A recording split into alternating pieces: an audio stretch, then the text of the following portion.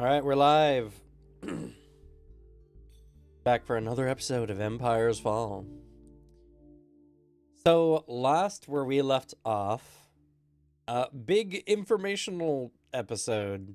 We learned about some magic stuff. We've learned about some key. We've learned that Dr. Hawthorne's greatest threat and biggest fear is also his greatest source of strength. And that Juniper has some thinking on how she wants to develop her future key techniques when she advances. Hell yeah. So, with that, then, once you guys got some information, someone tried to kill you as your car tires suddenly blew out and you flipped off the highway, and then not only was that dangerous in and of itself, but then they threw a grenade through your window. Fortunately, you both barely survived.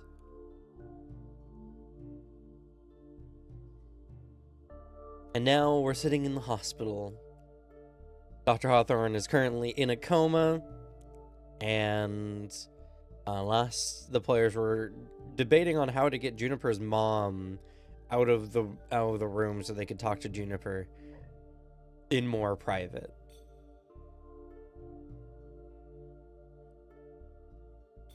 That's where we left off.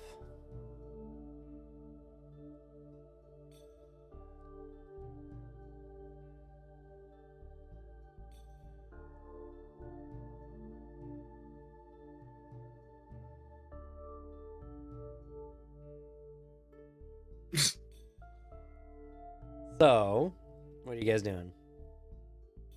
I am in a coma. I'm depressed watching over Dr. Hawthorne in a coma.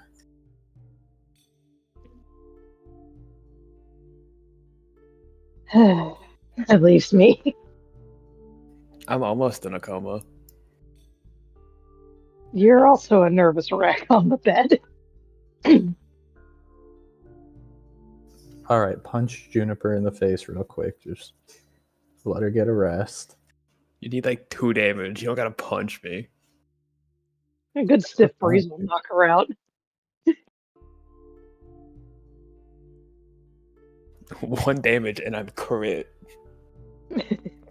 I'll do that to you then.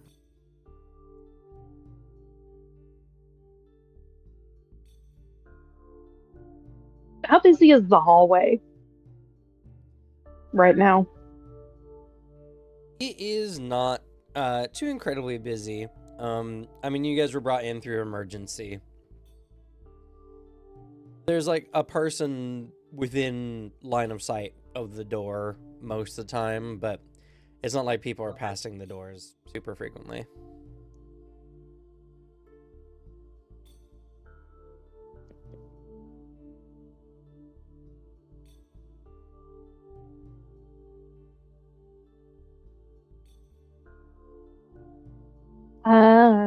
Dacia's gonna go out into the hallway to the nurses' station and see if she can request some help from one of the nurses. Okay. She goes down the hallway, heads to the nurse station going, "Hey, my friend's in," names the room, Juniper. She's having a hard time resting because her mother's not leaving the room. And I was wondering if you guys had any suggestions to get her out so Juniper can calm down so she can rest, heal. The nurse makes a face. They're like, well, unfortunately, unless the patient requests this themselves, there's not really much we can do. Family has a right to visit.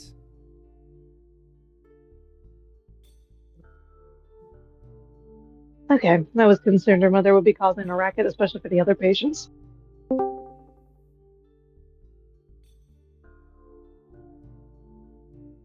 There's Alicia. Hello. I we haven't heard any. We haven't heard anything. All right, thank you.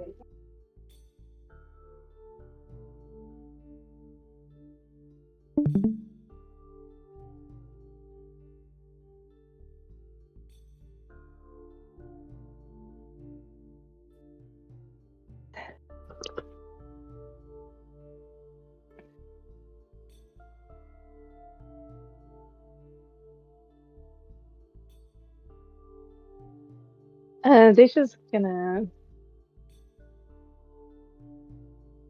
go up to Juniper's mom. Okay. She's walking up, going, "Hey, I know you're really worried about your daughter. Is there anything I can get you? Because if you pass out, your daughter's gonna worry about you."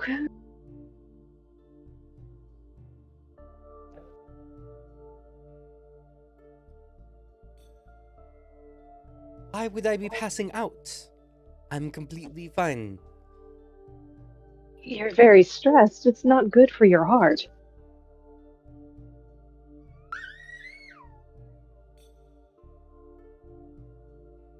Go ahead and make a persuasion. Do you mind, DM? I do not mind.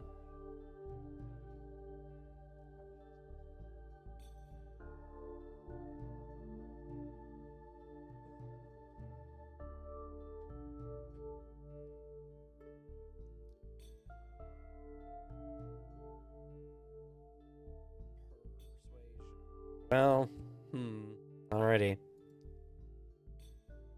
Uh-oh. It's okay. Oh, no. This is not her strong point. Her mom hates you. That's fine. Then I will see myself out because obviously a concerned friend is in the way. Excuse me, and she just leaves. And Okay. heads back into the Hawthorne's room, Mr. Cannon. There's no getting through Juniper's mom.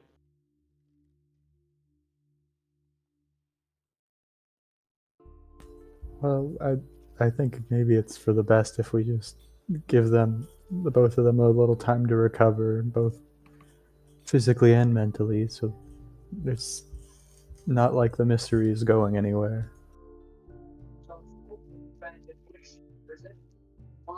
No, but the question is, Juniper's mother going to even let her out of the house at this rate?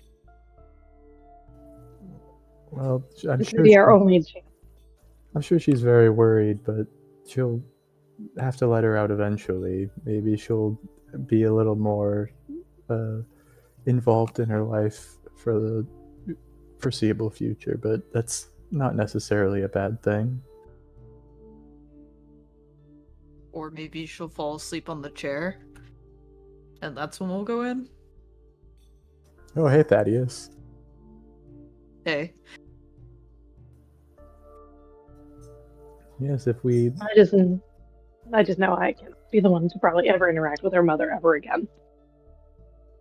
Oof, that bad, huh? Oh. Yeah. Well, I can do my best to handle that if the time comes, but I suppose we'll see. I think for now, at least, we should just let them rest.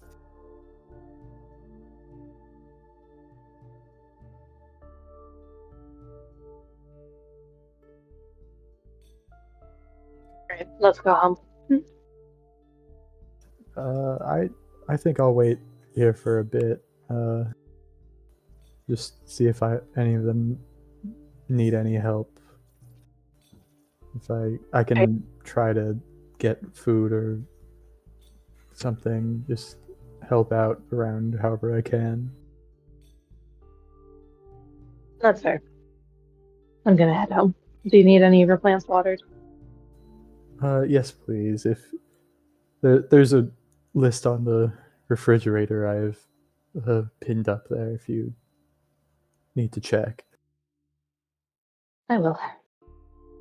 Good luck. And she leaves and heads home.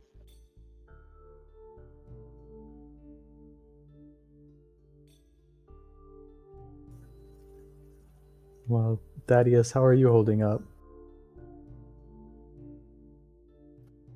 I'm doing okay, but I just wish I was there with them. I understand how you feel, but we can't blame ourselves for being unable to be around all the time. I know, but my job is to protect them. This is what I get paid for. Yes, but I'm sure you weren't skipping your duty or anything.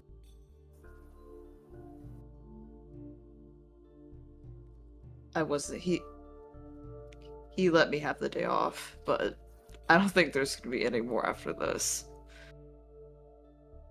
Well, if that's the case, then all you can do is try your best going forward. Yeah, nothing's happening to him ever again. I'm gonna watch him like everywhere. I don't care, even in the bathroom, as long as he's safe. I just like reach over and pat your back a bit and say, "All right, let's just make sure not to push yourself too hard." I won't. I know I won't. If I end up having to visit you in here sometime, I'll be just as worried.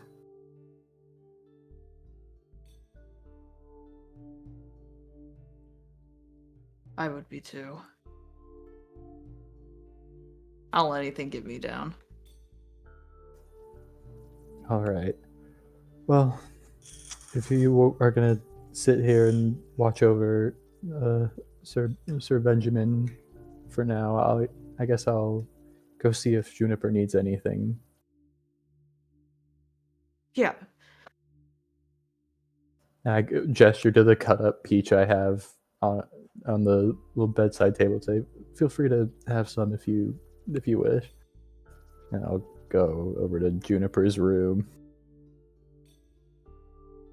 He just nods his head and then he immediately grabs some peaches, opens up the can, and just starts eating them. They're not canned. They're fresh.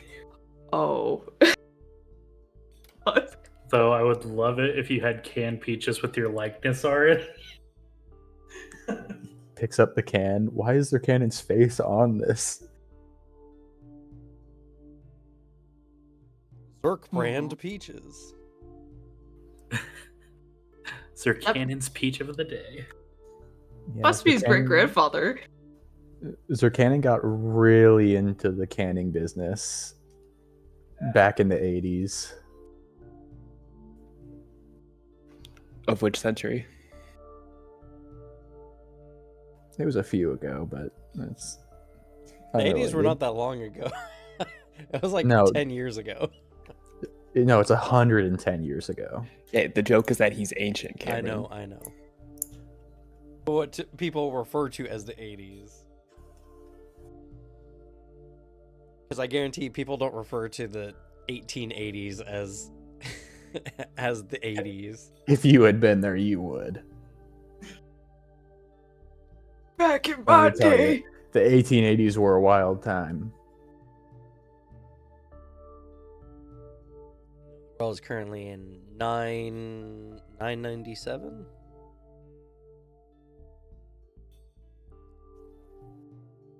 I gotta go find the information. But anyway, you go over to Juniper's room. Her mom is there, gently patting her hand. Juniper's probably a little bit out of it. Decent amount of pain medication to, dull her various burn wounds and probably bone fractures and or broken ribs.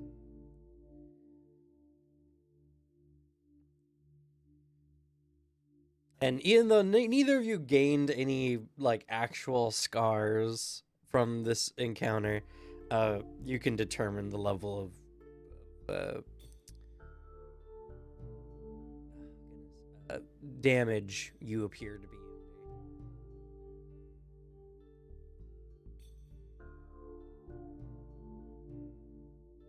Oh, funny enough, it's the 80s now. The year's 989.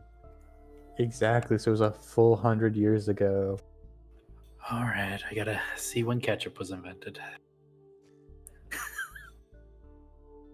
You're about to turn over to the 90s, though. Just a couple months. Woo! I remember them flawlessly because I was born in the 90s. I can't wait for Anima Y2K. Well, it'd be Y1K. It's like something's gonna break. I don't know if it'll be in this for the exact same reason, the exact same effect, but it's got to happen here too. Anyway, so you entered the room. Or are you just role playing, watching over them? I mean, if they have something particular they need, if not, I could just sort of just montage it. Yeah, I just didn't know if you were trying to do anything with getting Juniper's mom out of the room. No, I am not personally invested in this mystery. I'm more worried about making sure everyone's okay. Okay. All right. I got one, GM. I got one. Sure. Yeah, if you have something to do. Go ahead. I guess Daisha would probably be the first one to see him on their way out as he's trying to navigate the front desk. He's like, yeah, I heard Dr. Hawthorne is here. I'm one of his students, and I was hoping that I might be able to see him.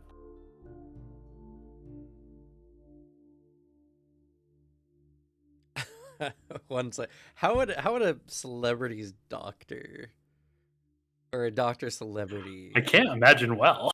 Yeah, But it is the 80s. it is the 980s. That's true.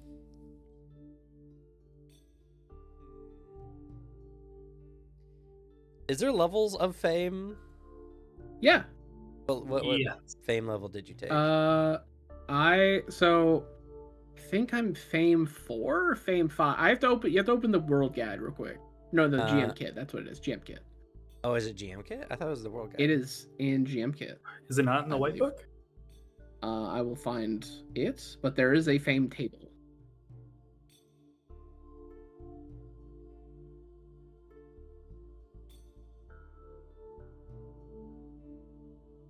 No, it's on GM kit. Oh wait, no, it is Beyond the Dreams. Yeah. Okay, no, yeah. Let me- Devin and I were like, wait, what? Yeah, okay. that was wild if it's in that book. Well, what level of the advantage did you take? I'm checking because I just took the first level because it puts me at 40. Yeah, 40 points of fame, which puts you at the famous. famous. Yeah, I felt like that was a fair enough one. Like, I'm Sure. famous. Celebrated is like, I think it's a step too far.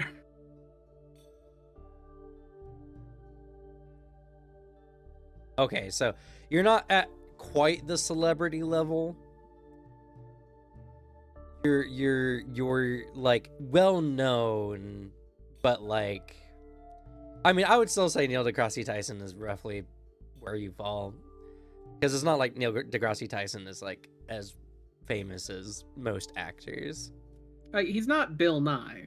Like, it is like, I mean, for the literal like time period adjustment, Dr. Hawthorne is about as famous as like Carl Sagan, because like big TV Yeah. show at the time, appeared on a bunch of stuff, but not like, it's not like you heard, oh shit, Bill Nye the Science Guy was in a horrific car accident. Because that's like, I think that's celebrated. That's a celebrated scientist. Also, I imagine, because this is a non-internet thing, I don't imagine he's super famous outside of like this town, this city.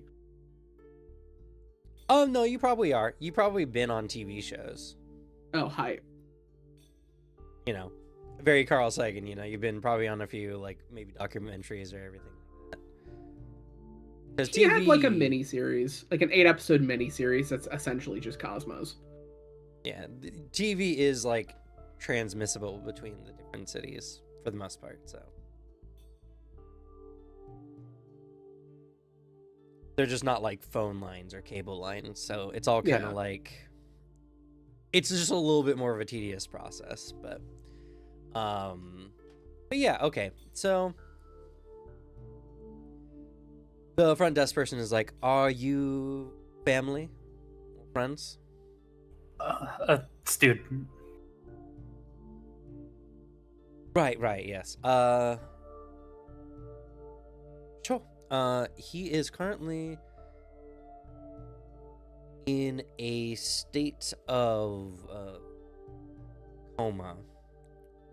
Well, we do know that there's currently someone there who can accept you. We'll go ahead and give a call to his room. And after a moment, Thaddeus, you hear the phone ring in the room. Hello? Yes. Dr. Hawthorne's student would like to come in and see him. Is that all right? What's his name? What's your name? Oh, Alphonse. Mr. Alphonse Garnier. Mr. Alphonse Garnier. Oh, okay. He can come through. All right, go on through. He's in room 123. Oh, thank you.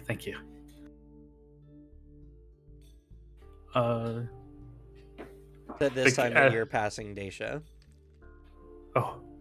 Oh, hi. If Suzanne's up for it, I don't know if they're there. I don't know what baby situation is currently. Deja probably would pass you as you head up. Well, he just came up to you and was like, "Oh, hey." Hey, I heard the doctor was in an accident. He's in a coma? he's in a coma. Juniper's across the hall. She's not looking too good. Oh, she was there too? hmm But we don't know exactly what happened. Juniper's mother is hovering over her, and they said it could be a bit before Dr. Hawthorne's out of his coma. I mean, understandable from the descriptions in the news anyway. Damn. Sir Cannon and Thaddeus are currently in Dr. Hawthorne's room. I need some air, and I need to go take care of some plants for Sir Cannon. Oh, of course. Actually, I kind of came across a lead. I'm not sure if it's quite linked to. He leans in close and whispers, "What you can do." But if I could have your time at some point in the future. Of course. Thank you. Oh, he takes out a note sheet. Oh, I guess Sir Cannon already has my number. I guess you don't need it. His shoulders like sag. I'll take it just in case. He can lose things on occasion. We're all human. He'll write it down. Just whenever you have time. Alrighty. All right. Enjoy your fresh air. And safe travels. He'll head to the room.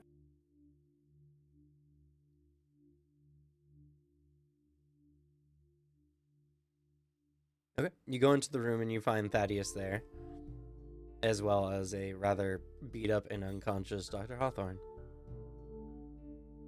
I'll say, because you mentioned about picking how the injuries kind of land. Bro looks very rough. Probably not in the most flattering position. But surprisingly, like, not as many like open cuts or like scars as you'd think, which is my justification for presence extrusion helping me there. My own energy kind of prevented a lot of lasting damage. Oh, okay. Oh. I guess it's true, huh? He kind of looks over to Thaddeus. Yeah. Though, you don't look worse for wear. He just looks guilty and just says, "No, he let me have the day off, and this fucking happens." Oh. Sorry, I didn't realize. No, you're okay. Well, this is a terrible start. I didn't really get to know you very well on our first meeting, but I'm Alphonse. He extends a hand. He looks at you a little, just an eyebrow raise for a second, and then he'll shake your hand. Not the most opportune circumstance, but I figured sooner is better than later. That's true. Things have gone very crazy, as you can tell. Has there been any news on improvement? Oh, not yet, but hopefully he wakes up soon.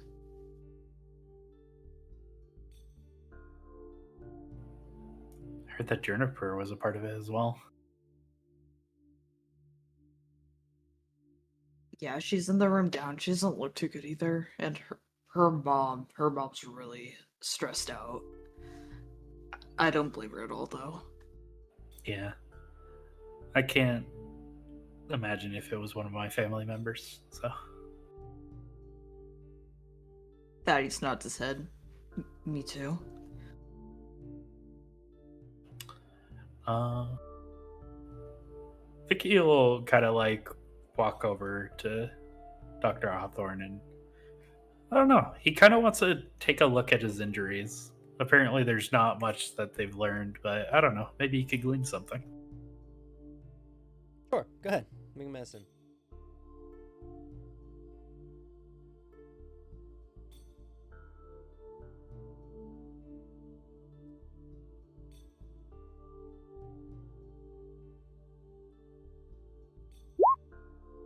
$130. That's pretty good. All right. Looking over his injuries, you see a lot of burns. These are some like 3rd-degree burns that are non-linearly placed across the body. They're almost random where the burns are located. You also see some contusions and abrasions, so some kind of impactful force. Considering the fact that it was in a car wreck, the burns are curious to you, because if they were like flame induced or anything like that, they would have more like linear or locale based burns. These are more widespread across the body. It's almost as if the car exploded, dealing this much damage to him. Huh. You just see like Alphonse like observing, the concern on his face giving way to curiosity as he kind of like looks all over Dr. Hawthorne. That Yeah, sorry. did Dr. Hawthorne's car explode? You know it did, actually. The car was found flaming as it had tumbled off the highway. That was in the news, so. I'm assuming that our buddy here doesn't watch the news, so I'll say, yeah, it did. Okay, I guess that could be from that. Kind of observes.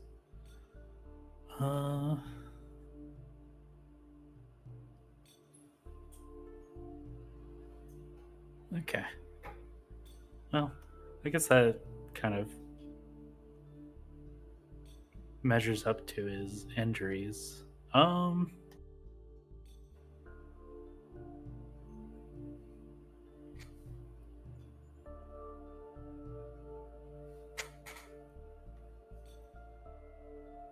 trucks. I'm not sure. I think it would be best to get the news from somebody who was there.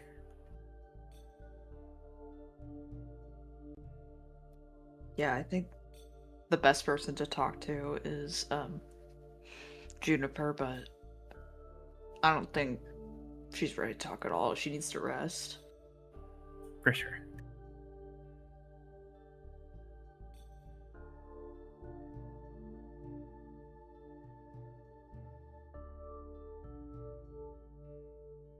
Well, I imagine you haven't gone very far from Dr. Hawthorne. Did you need anything?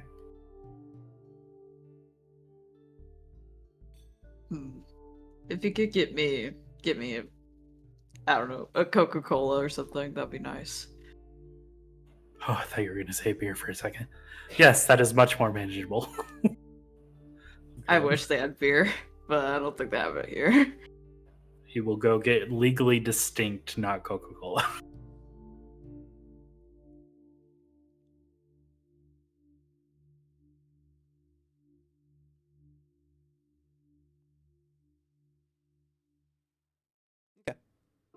Was there anything anyone else wanted to do this day anyway?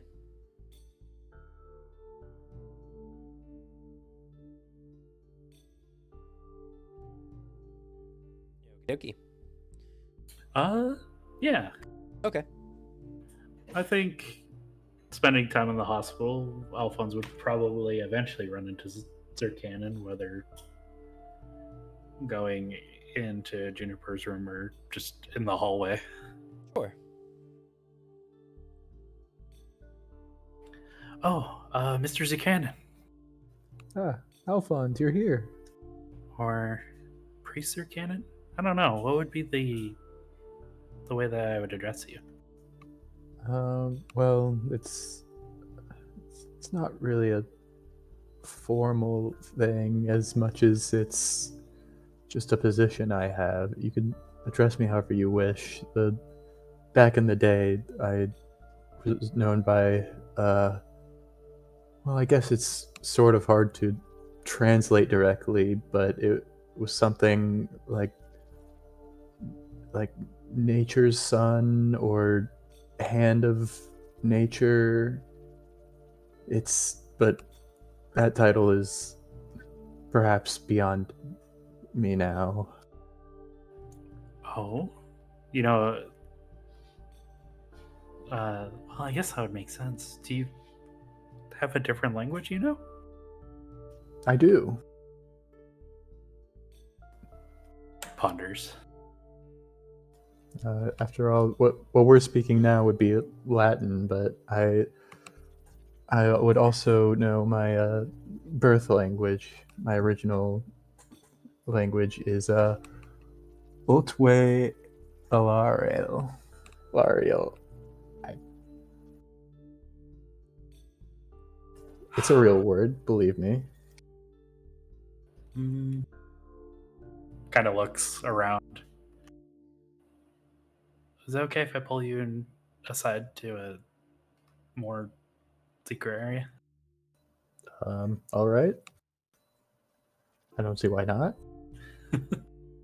You'll abscond to with Zircanon to probably an area that's has foot traffic.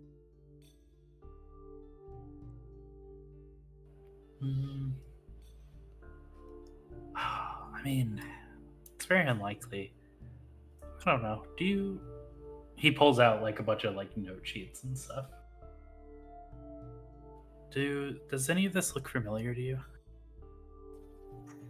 Well, let's take a look. I'll read through it a bit. Can I recognize any of them? There's one in particular he's hopeful, but it's not going to be the one that he's hopeful about. Do you have with you all the dead languages? Yes. Okay. All the ones that he would technically know, the only ones, or have information on, the only ones he wouldn't would be like Lilith and Slesh. Okay.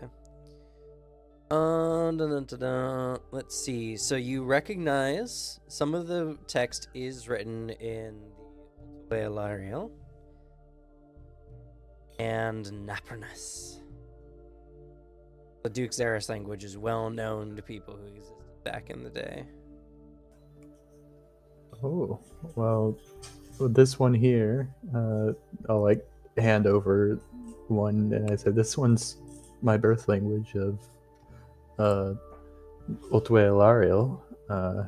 And then this one, and I pull out the other one. This is the language of the Duxeris, the Nazareth. Apprentice. Cool. I was close. I love Apprentice. this ancient, knowledgeable elf saying all of these old terms like he's making them up on the spot.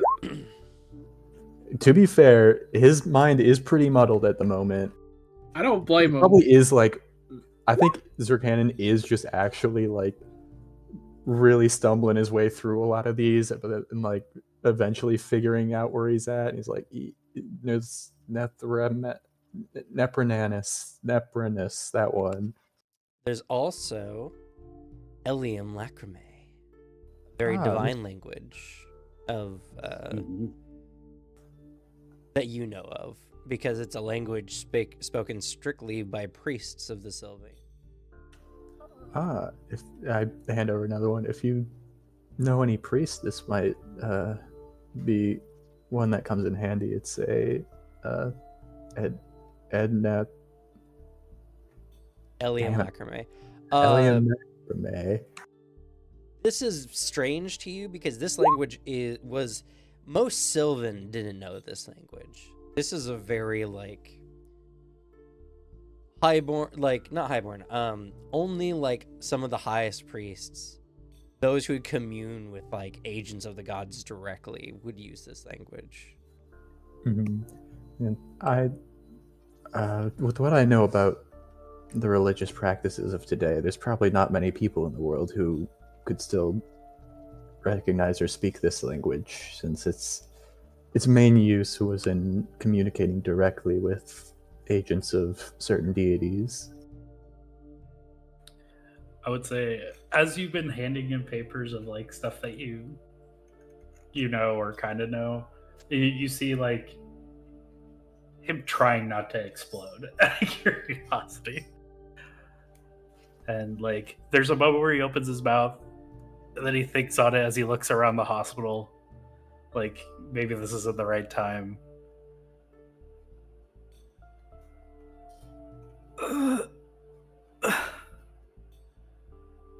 I don't know. Maybe this isn't the right time, but you could understand these three? Well, I can read Otwe Ilarial, but for the other two, it's more of just recognition. Oh, okay. Well, you would have probably known Elium Lacrimae. Yeah, Elium Lacrimae, I can piece together. It's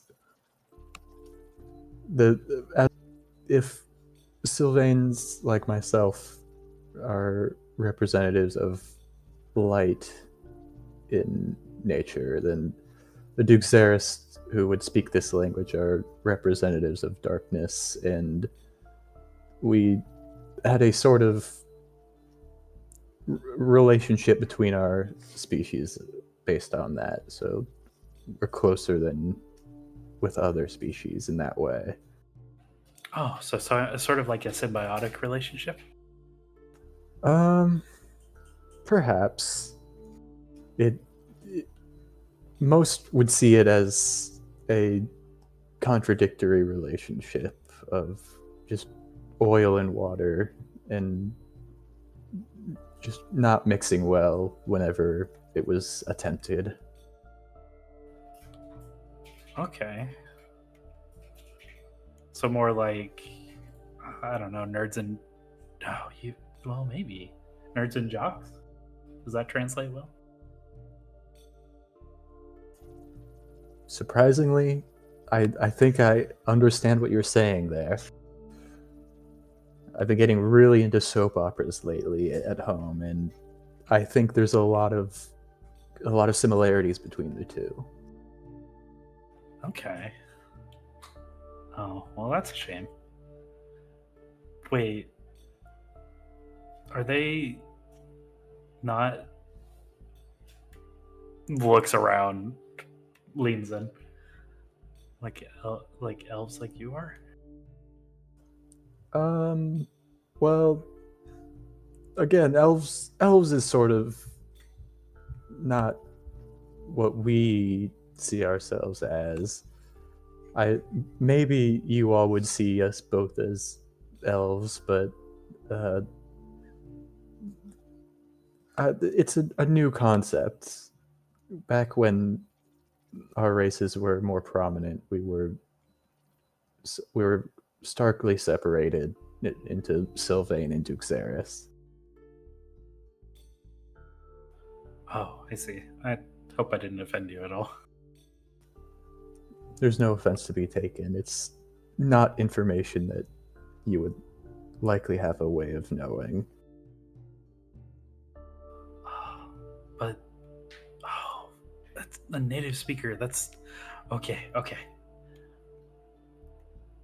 Uh, would you be willing to teach me? If you're interested in learning, I don't see why not. It would be nice to have someone to converse with in my old tongue.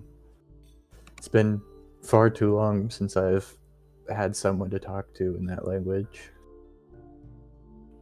Oh.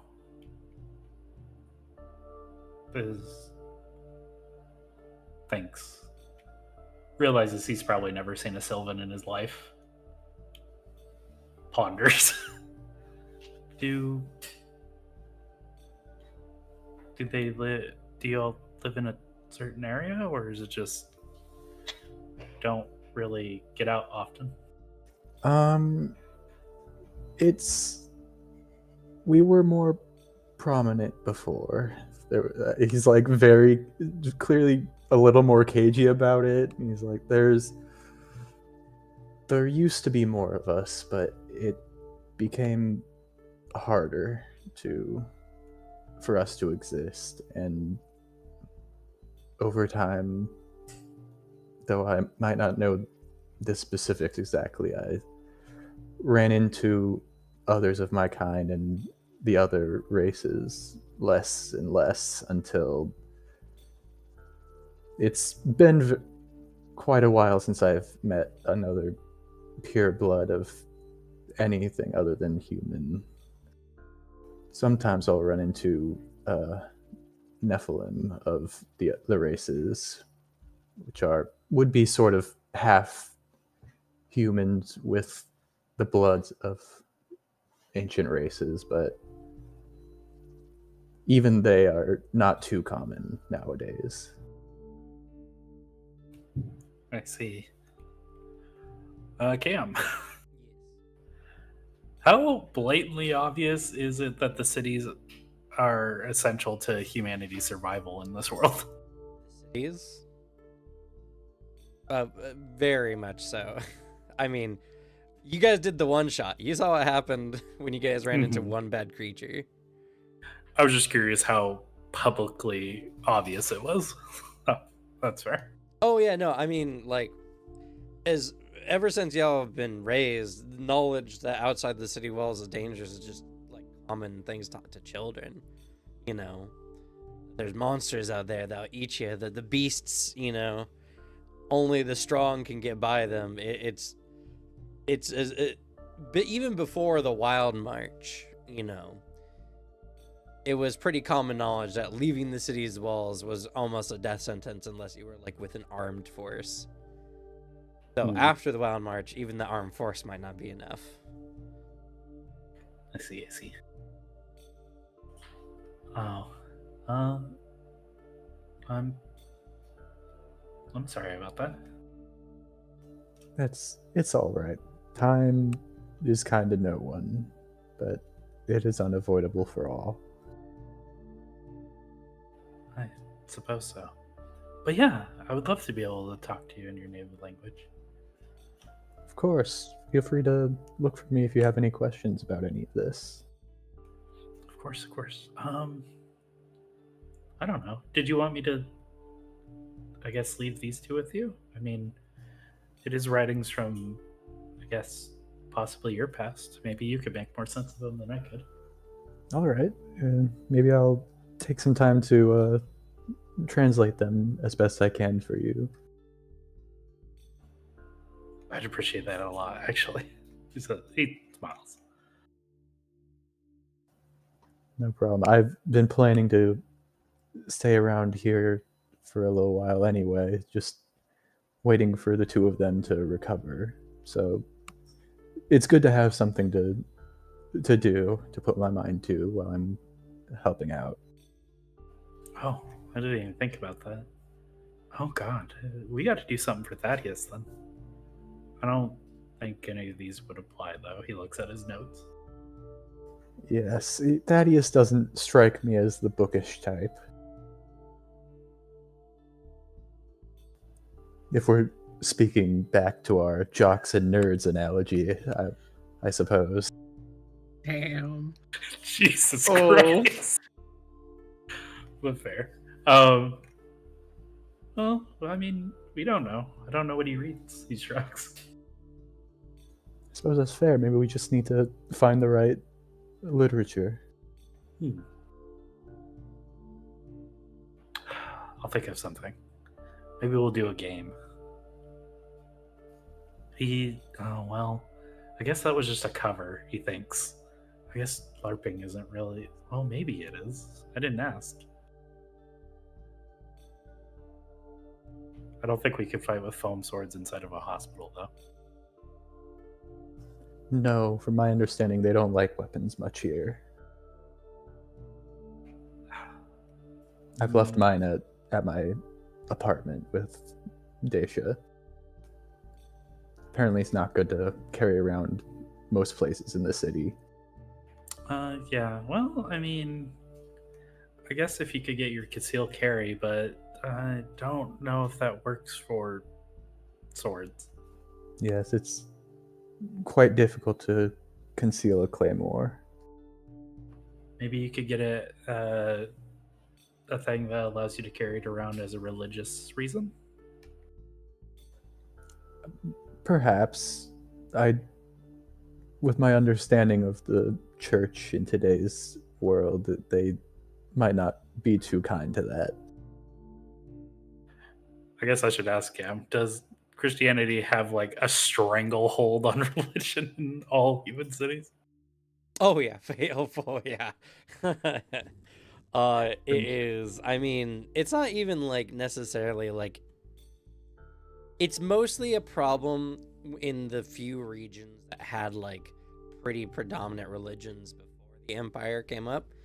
But for core imperial regions like Deluxe, it's just kind of natural knowledge that Christianity is kind of just like the real religion. Most cities were founded by the apostles. Though thinking on it, maybe that wouldn't work. You'd probably have to give up why it's part of your religion, and then things get a little hairy. I don't know. I'll think of something for you. But first, something for Thaddeus. Yes. He is kind of beating himself up too, I've noticed. Yes, he doesn't seem to be in the best mindset.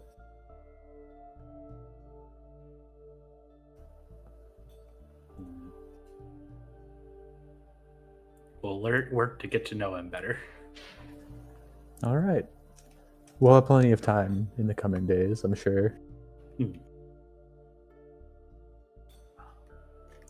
Thank you again. Like, no problem. Can't wait to start learning as looks around situations improve.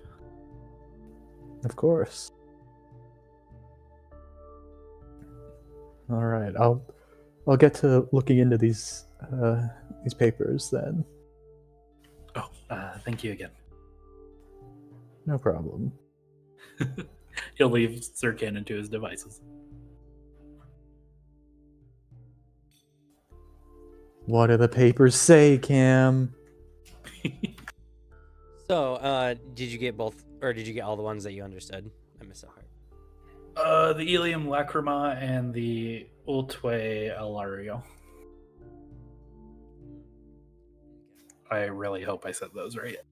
Yeah. I could not tell you. At least They're relatively. about as good as I would say them, if not better. So, both of these documents are really interesting. They are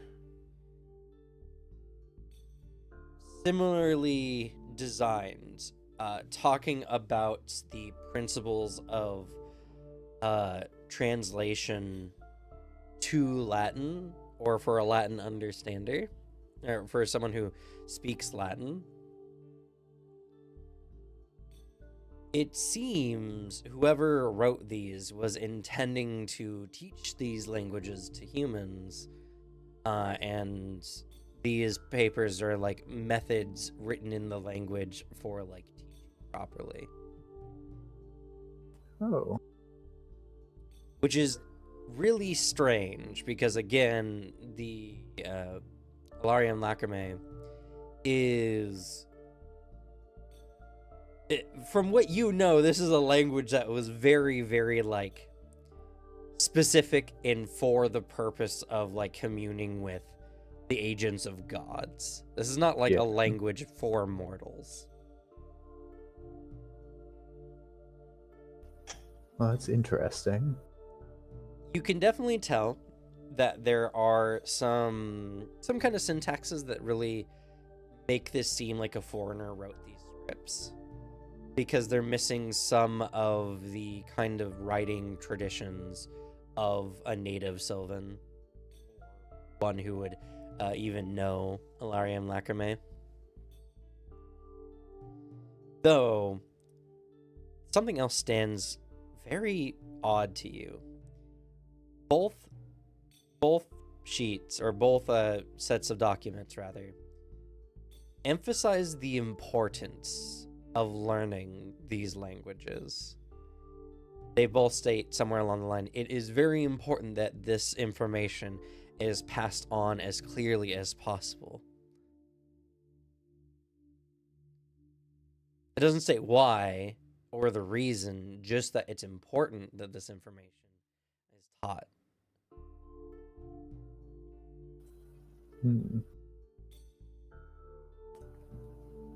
Well, I'm willing to put my trust in whoever wrote these, so I will do my best to.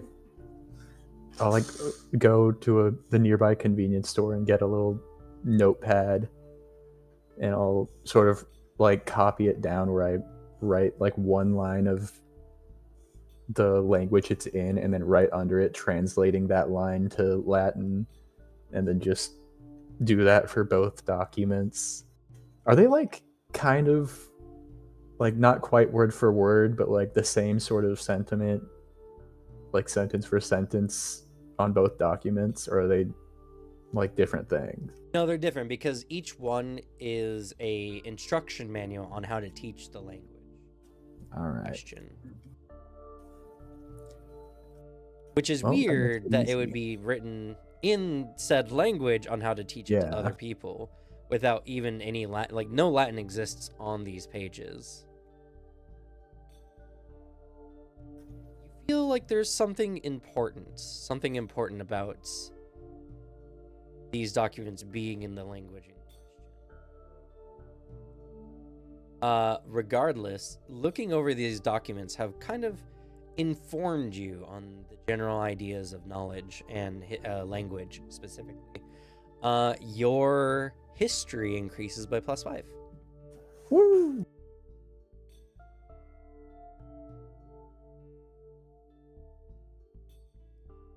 I make my way up. Soon my normal history will be back in the positives. Well, it should be positive after a few Well, points. I have a Oh, right. No, yeah, you have a specialization in penalty ancient because history. you're- Right. That's fair.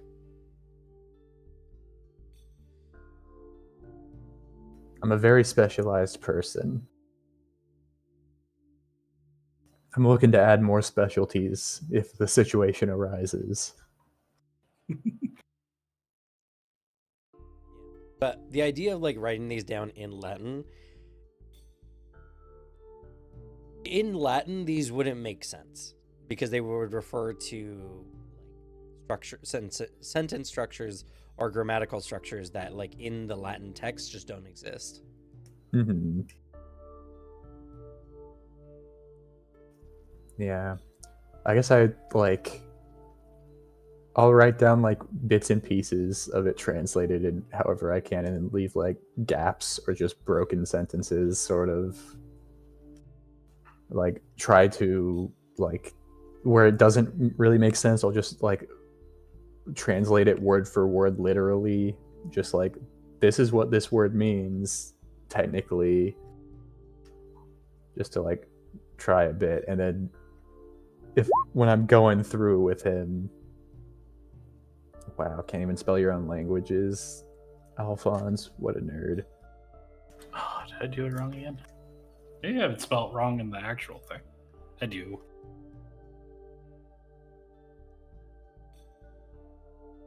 Whatever, that's the dang Duke's Theris language. They don't deserve the respect of getting it spelled right. Yes. Yeah. So I guess I take a little while to do that, and then I'll reconvene with my boy Alphonse later. Okay. All right. Same day or different day? Probably a different day. Whenever the next time he visits. Oh god. Get me the I'll fuck tell out you, of this hospital. one of these numbers are off by 1. Again. It's the same guy, huh? He's so close to looking at you. So, Kenan, do you stay the entire night, or do you go home eventually? Me? I did say Zerkanon, and then look at you. Probably the whole night. I only have to sleep like an hour and a half, 2 hours. If that. I could stay up all night pretty easily. Just sleep a little longer tomorrow. Yeah, in my few bits of consciousness noting Zerkanon staying around, like into the evening, I'll try sending my mom home to go be with my dad and brother to comfort them as well. So she's just not sitting here being a ball of anxiety. Okay. Give me a persuasion. Kind of like help out. Just trying to reassure her that I'll be here to take care of her if anything comes up. No. I don't know how Goddamn. helping works in this. I feel like we've had this conversation before. Aiding is a +5 per person. Okay. 249, Cameron. Okay, yeah. Your mom is tired, and you're like, "Hey, go home. I'm doing okay. The doctors are taking good care of me." She looks exhausted because she has just been on edge all day, and you say it in such a comforting and such a like assured tone that she just can't help but like loosen up.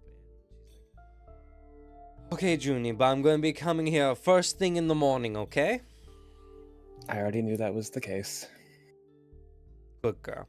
She gently pats your hand, and then she's like, all right, I'm going to go get some sleep. I need to keep my beauty rest up after all. Thank you, Mom. See you tomorrow.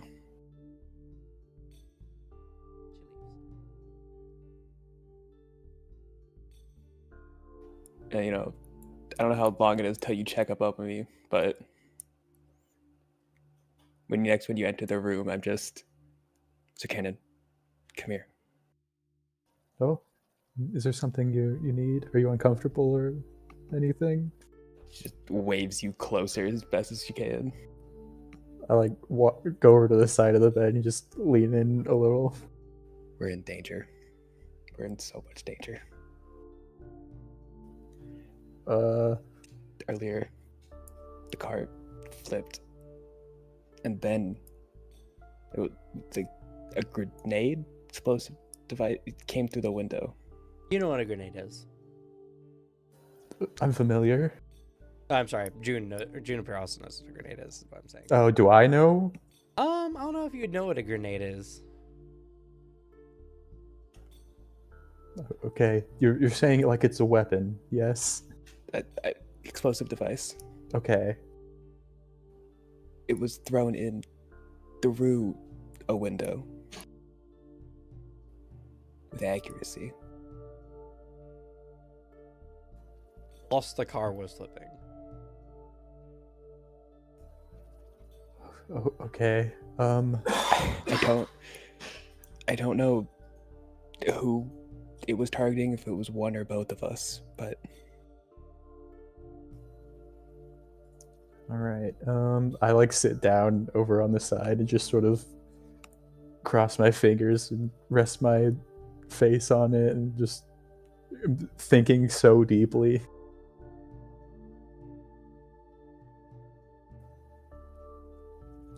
Just like, man, I need to apologize for Daisha for being so blasé about this.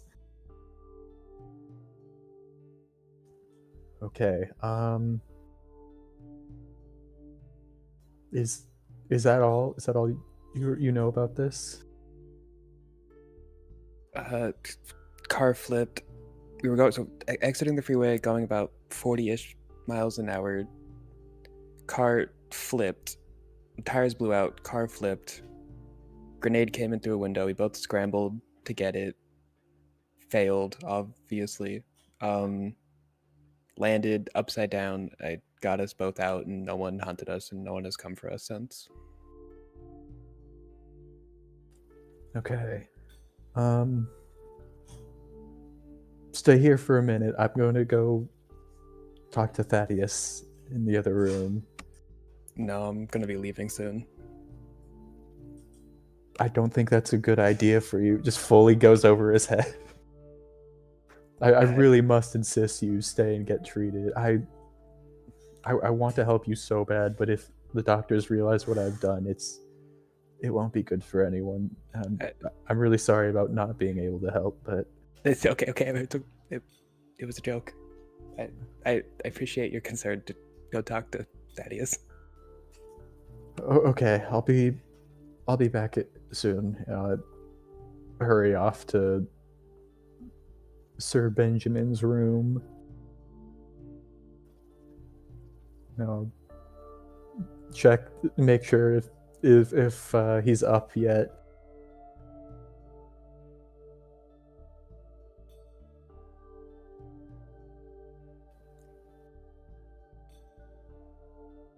Thaddeus is just passed out on the hospital chair, just like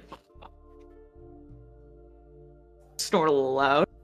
Oh, I have a moment where I'm like, oof, I don't want to like disturb his rest. He needs to sleep. He's been strung out all day, and I'm gonna stress him out more. But this is very important, so I like go over and I very lightly am like tapping your shoulder and Thaddeus. It's like clearly not working. I'm like, oh, okay, I feel bad. And then I just grab your shoulders and shake you a bit and go, Thaddeus, wake up. I dodge the punch that probably comes my way. Jeez, oh. Sorry. I didn't mean to fall asleep. He just rubs his eyes. It's okay. I feel bad for disturbing your rest. I know you probably need it, but I just talked to Juniper. She said that this wasn't an accident. Apparently, they were attacked by someone. They flipped the car and they threw in an explosion thing, a grenade.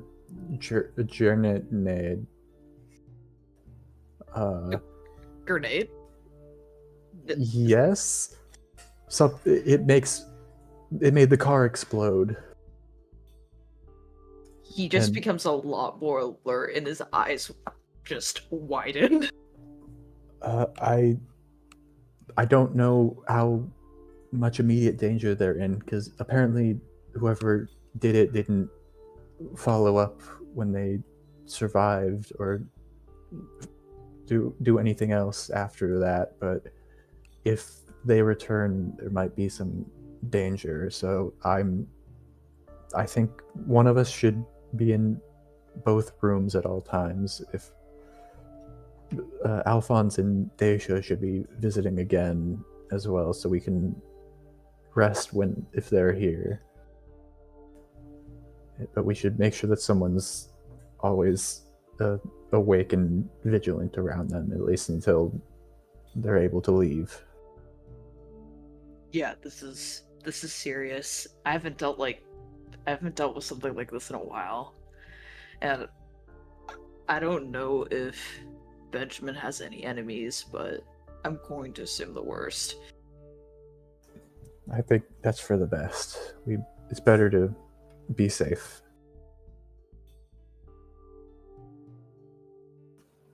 All right.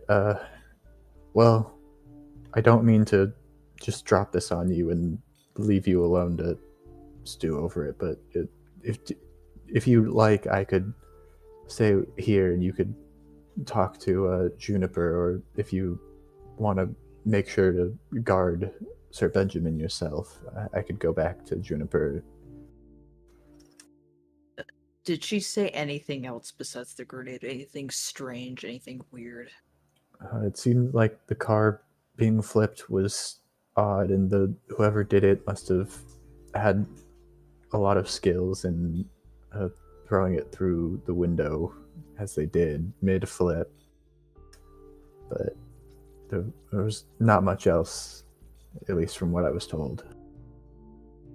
He just nods his head.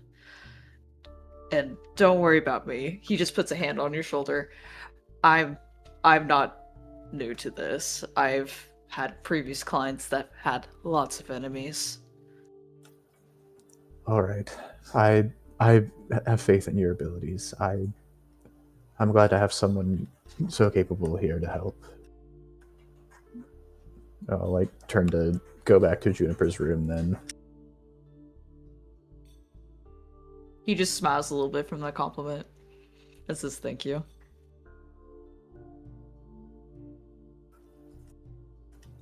All right.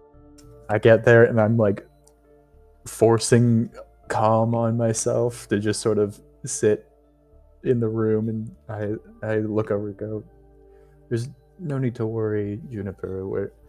I'll remain here to keep watch over you, so feel free to rest and sleep well. You need to recover so that you can be out of here and be back doing what you have to do.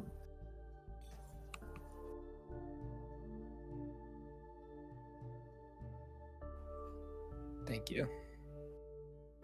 But don't go giving your life for me.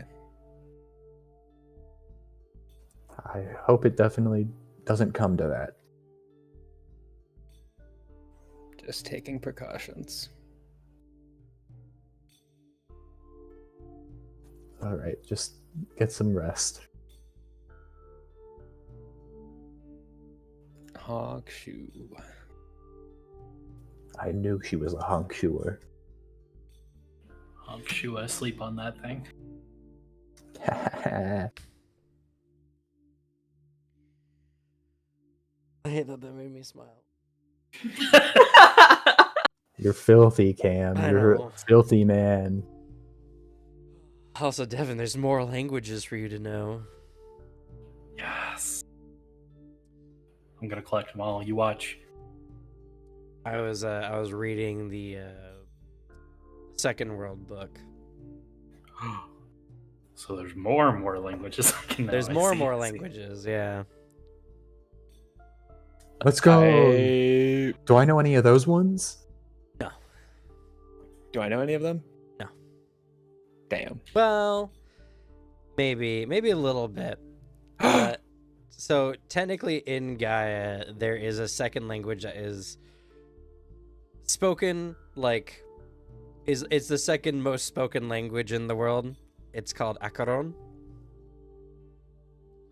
But it's mostly spoken on the new continent. But there are probably people all over the place that speak Acheron.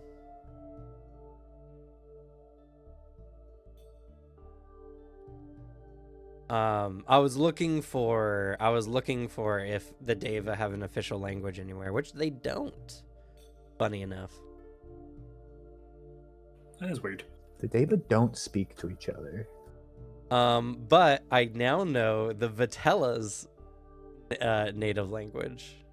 Oh shit. Hype. It's called Kadath.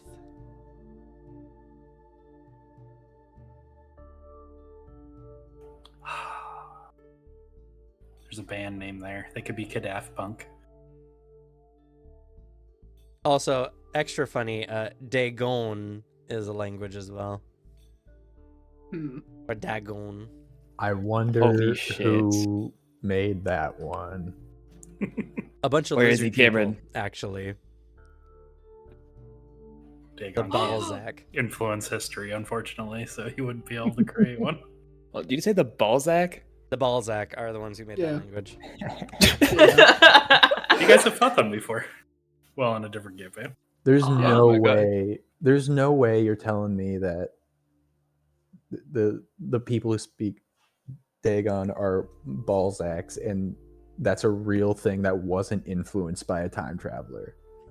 Well, it wasn't by a time traveler. By Yeah, some immortal just memeing around. By some immortal who's lived through billions of universes.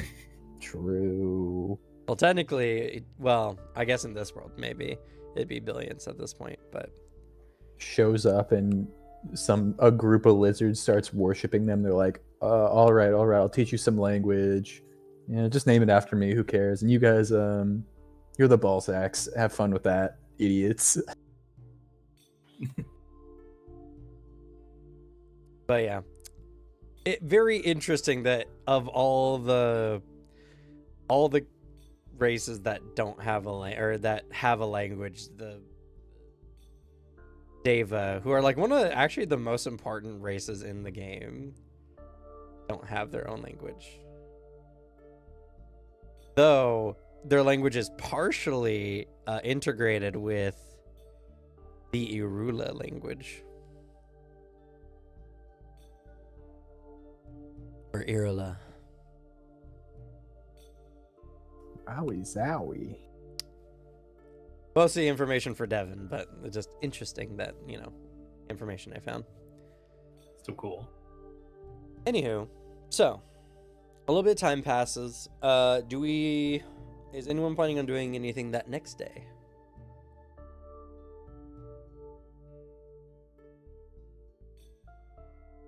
Okay. Daisha did not have any plans, just taking care of plants. Oh. I guess I'm waiting for people to visit again before doing stuff. Because over that time, both Juniper and Dr. Hawthorne, you're taken in to get some stitches and maybe some minor surgeries to cover up some of your burns. Hence why I rolled 1 billion times. Not 1 billion times. I guess I could roll a few more. You don't need to. You can leave it at that. Hey, you lived. Good. I'm glad. I need to wake the fuck up yesterday. I need to get out of this place. So, Go. 2 days will go by. So for those who need to heal and or remove penalties, take your natural regenerations. It was 10 per day, right? Yep. And for Alicia's- Dr. Hawthorne, you remove 5 of Hmm. your penalty. Would you say Thaddeus is a Trivial Per day. Pursuit man or a Yeah. Guess Who man? You know Thaddeus is into sorry. I don't know if Sorry was around in the 1980s. Let me see. 100% was. I think It it was had to called be. something else. Is it just It isn't. Ludo? Isn't that a thing? Oh my god. Okay, it's been around since 1929. Yeah, we could play Sorry. Let's I do feel like he's a this. part cheesy, man. I'm gonna be honest. What about you could do Mousetrap? Oh yeah, that's a classic. Yo. Up and down the river. Battleship. But I Oh, believe by Battleship. the second day here, Dr. Hawthorne has awoken. Yep, I remember it was 2 days. Have you been keeping track of your HP? Should it be because I was at 0, right? Because we can't have negative HP. No, you can have negative HP. Then I have 7. Because I was at negative 17. So yeah, now you're Uh, awake. What's Yeah, 7 HP? he like slowly wakes up. Probably while people are playing board games next to him.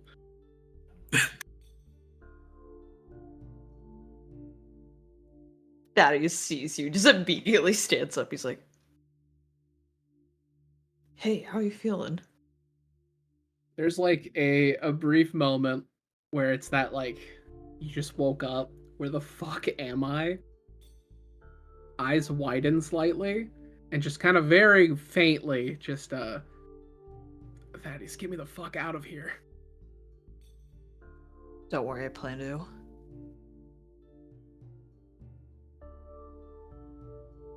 I heard from Juniper about everything. I mean, everything. He just whispers that part into your ear. Good, less explaining then. I need to get back home. I know. The sooner we get you out of here, the better. Do you think you're good enough to get out here today? Because I don't know if they'll let you if you're not good enough. Debatable, but as like he's looking around like paranoid as hell, and like immediately eyes go to the window, which is thankfully closed. I don't care what condition I'm in. This is bad. It's too many people. We could bribe one of the nurses to let you out early. If you have any extra money on you. Oh no. Oh no. A nurse walks in just around this time, and Benjamin, you feel your soul begin to flay. Get her out, get her out. He's trying to lift the blanket over him. He's trying to move. Like his other reaction is to roll off of the bed. There's He just up IVs to in the him. nurse and goes, "Hey, can you help me over here for a second? I'm having trouble with something. Oh yeah, sure. This vending machine's being really stupid." He starts like kind of like gently kicking it away from Hawthorne. Sure. She leaves momentarily. Alphonse in the room as like he's like rolled in a weird angle because the IV tubes are in him. Just get me out. Yeah, also you lose 5 HP. Yeah, I got 2 HP. That was This very is unlucky bad. for you. His cheeks are so sunk in and his eyes are just dark. He looks fucked up. He does not look good. Oh, it's because I have dice I roll and keep in front of me during the session. 97 was the number. Mhm.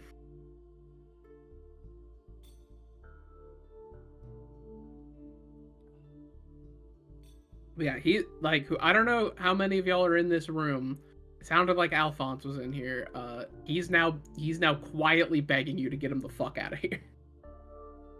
Oh, I mean, I could see if they would let you discharge, I guess.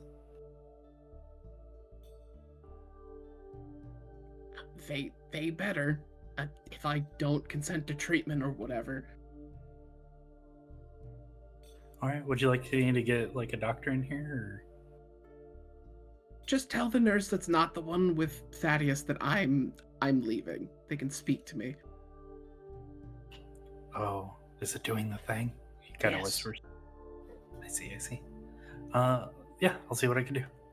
He'll hop up and he'll go find a nurse or medical practitioner, somebody. Okay. So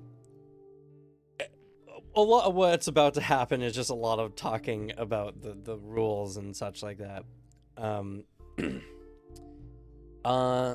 They will not be willing to let Dr. Hawthorne go. He is currently in too much of a condition to be safely let out of the hospital without being a danger to himself. That is something he would fight actively. Right, but you actually have no legal way of... Legally, they can keep you if you're a danger to yourself. Oh no, Damn. they're gonna put you I on a just looked it 72-hour up hold. too. There's a few situations where a hospital can legally keep you. The only way you can just kind of leave is if you are considered competent enough to do so, which means you're not suffering essentially enough penalties, you know, to like be a danger to yourself. Can you just like hire a private doctor? His immediate lie is that he says he has a private practitioner, like at home treatment. It also doesn't help that he's at 2 HP, just for flavor. He's absolutely rude as fuck to everyone he speaks to at the hospital. Like he is indignant, he is being a dickhead, he is insulting them. He is not happy. Your words wash over the various people here like waves on a stone. Oh yeah, they've heard it hundreds of times. Yeah. You are not the first nor the last they will hear this from. Not at all, but he's Cut too to stressed. Zircanon and Juniper having a little casual chat in her room. Just Zircanon furrowing his brow and looking outside, going, "Man, some people just don't know how to respect people's recovery nowadays. They making so much of a fuss out there. Everyone's trying their best, you know." I know. I feel like I recognize that voice, but I can't place it. They are a dick, though.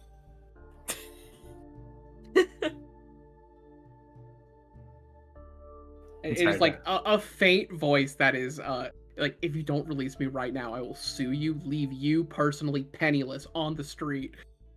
Just kind of slowly wafting into the hallway.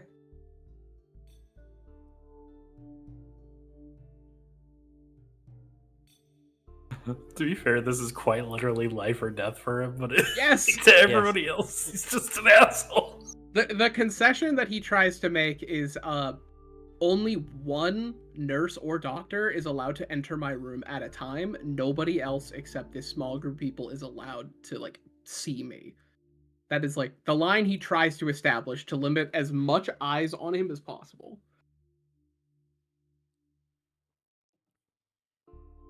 Yeah. Well, eventually they acquiesce and they try to keep your attention down to a minimum. Fortunately, you've been through the majority of your like surgery and treatment and everything like that. It's just about keeping you here while you heal naturally. You won't be permitted to leave until that natural penalty you have is gone, which I believe you had like a 57 negative before passing out, and then half of that would have been reduced. Like 57, 59, I can't remember. I think it was 57. Which means you need to be in the hospital a minimum 5 days. Ugh. 5 or Hey, 6 you got days. 2 already knocked out. Thumbs up. So, That's something.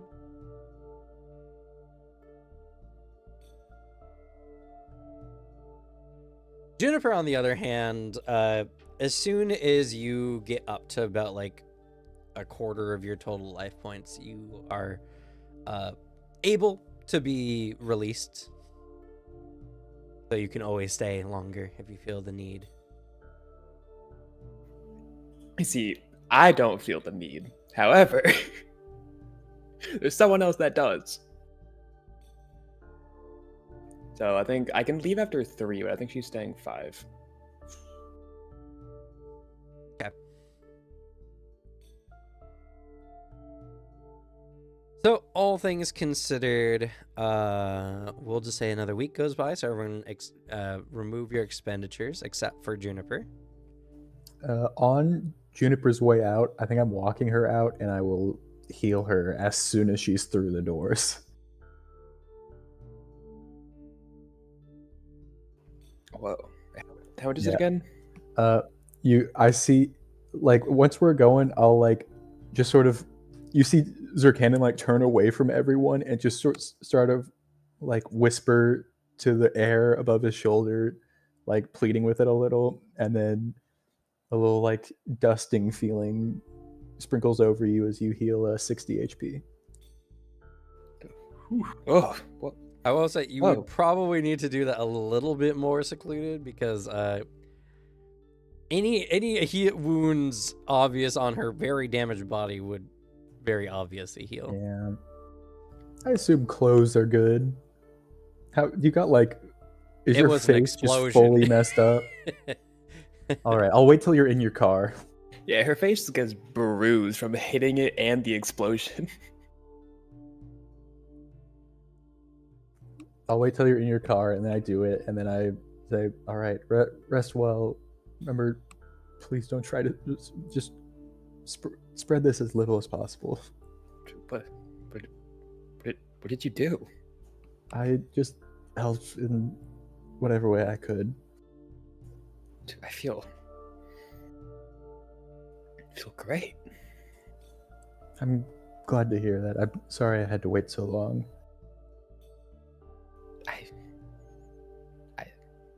I mean, I understand. I feel like I could go, like, wheel around on a marathon or something.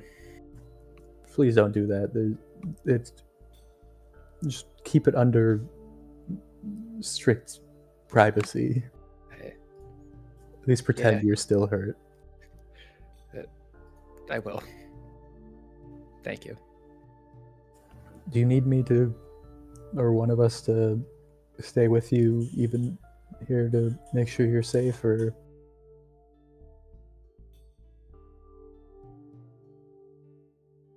Sure you want to be saying this around my mom?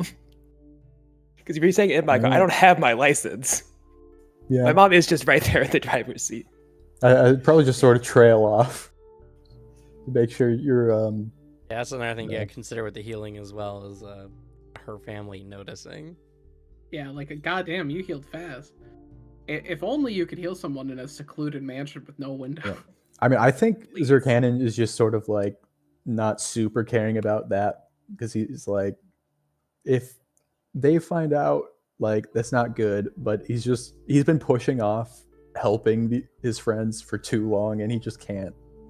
He's like, this is it. This is good enough.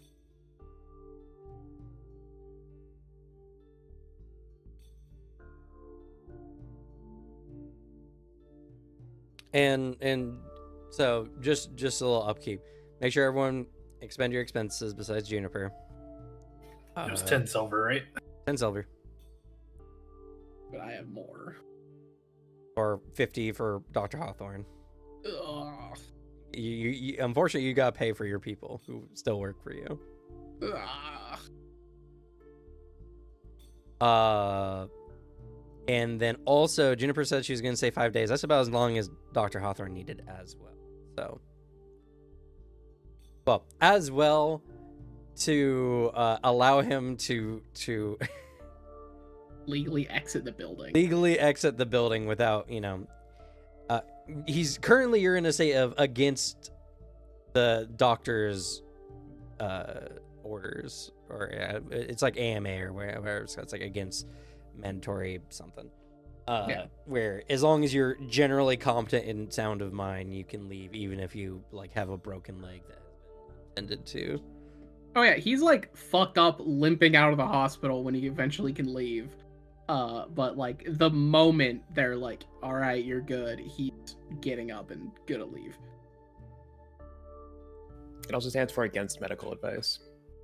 Oh, there it is. Yeah, thank you. I just looked it up. I forgot.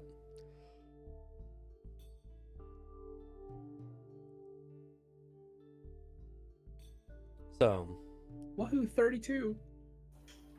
So did Juniper want me to stick around, or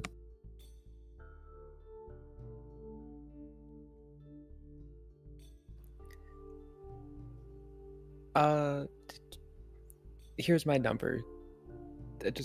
I'll call you if I need anything, if I want to chat. all right? Stay safe. Make sure you rest well. And I like look up and see Thaddeus and Hawthorne coming out of the building, quickly hurrying to a car, and I go, "Oh, make sure to rest well, heal up. I'll see you soon. I need to hurry off," and I'll like just hurry over to them at the door. It's a good question, Bye-bye. actually. Thaddeus, do you own a car? Yes. Thank God. Like, to play it completely safe, because how fucked up he is, he like he opens up the back seat of your car and just kind of lays down on the floor, so that way no one can see him. oh yeah, I gotta roll 1 second. Ah.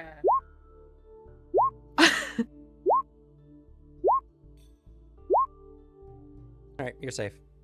Thank God. Roll Okay. one more for me as I come over.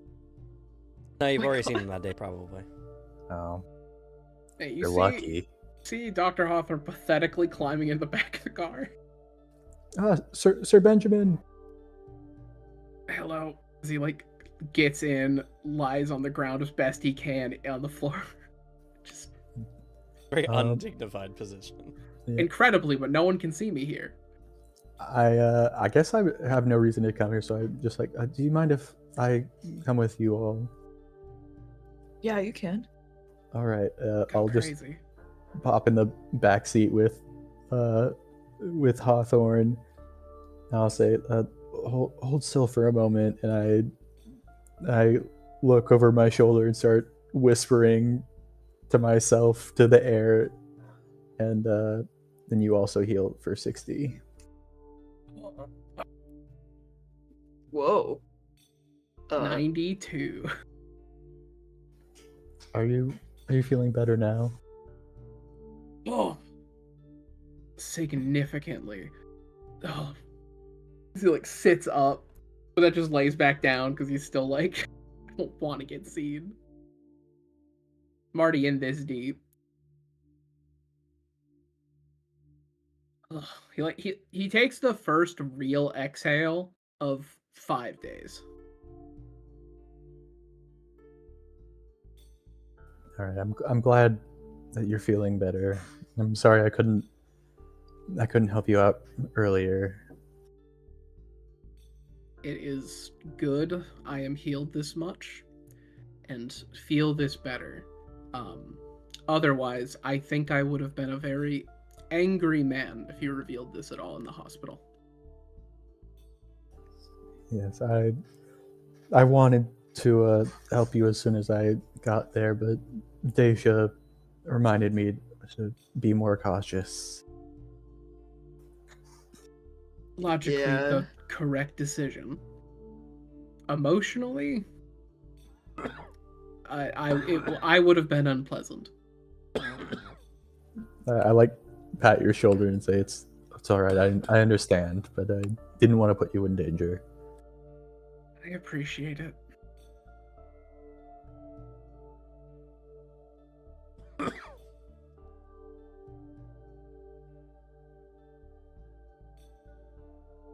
Okay. So, we have new threats. Fun. We'll just figure out how to proceed. Or, also possibly, I have new threats. While, traveling with me is a danger now. Who knows? Well, then I suppose it's a good thing that we're here with you as well. Yeah.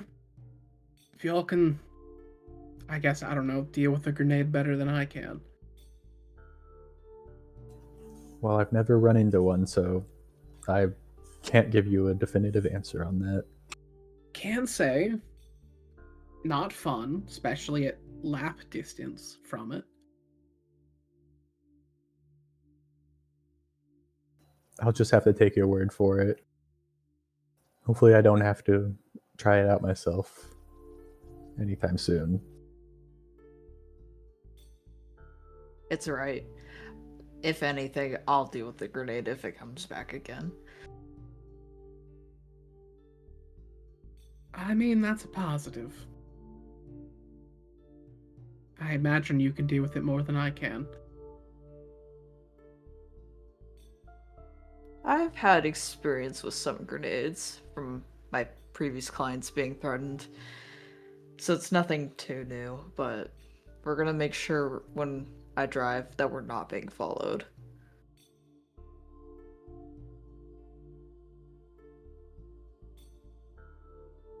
And, I'll try at least to do the same. I would just make sure you hide. Our friend over here can be my second pair of eyes. That could be a fun new way of travel. I can just hide in the trunk.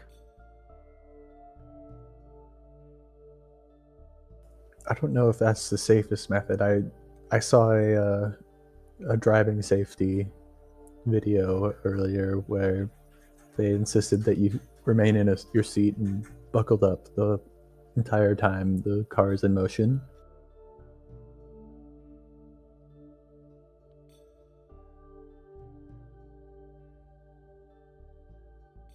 I just sort of reach across and grab the seat belt and pull it over to lock it in for you. I mean, he is not on the chair. He is he's on the floor of the Yeah. back seat, so no one can see him. And it's like, I guess I sort of jiggle the seatbelt around you to be like, I really would like if you would get safe. I would really like to not have my soul rendered today. I like put the seatbelt back and go, all right. If you insist. It's okay. I don't think the hospital's too far from his place, and I'll drive extra carefully. Part of that video said that the majority of accidents happen within a mile of your home. It's because it's where you're driving most often. Huh. I guess that might be true.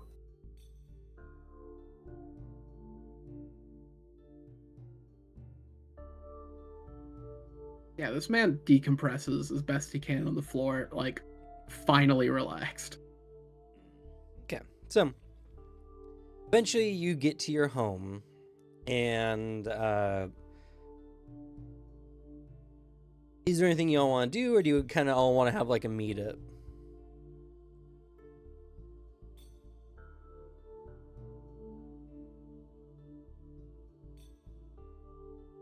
Huh? Meetup seems good. Yeah, this is a good thing to touch base with everyone with. All right, does anyone want to do anything before the meetup?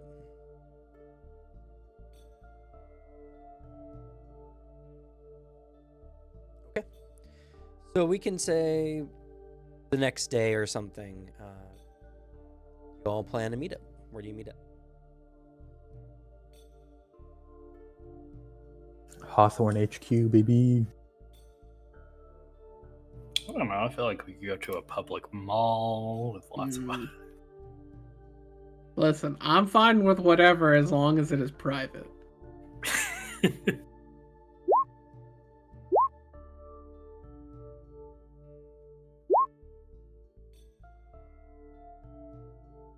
Who's in your house, Benjamin? You all eat me out of house and home.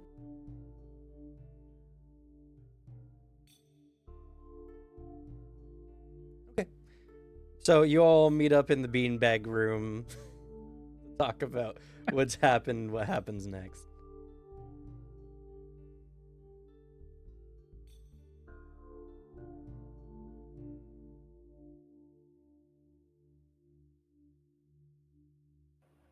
Oh, glad to see you guys are looking a lot better. It's Yes. Zerkanan to thank for that. Daisy just glares at him.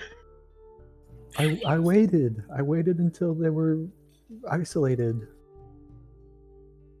By whose definition? We were outside of the hospital in the respective cars. If it helps, I was lying on the floor of the back seat, so no one should have seen it. It's not you I'm worried about. Looks at Juniper's direction. Did your family see it?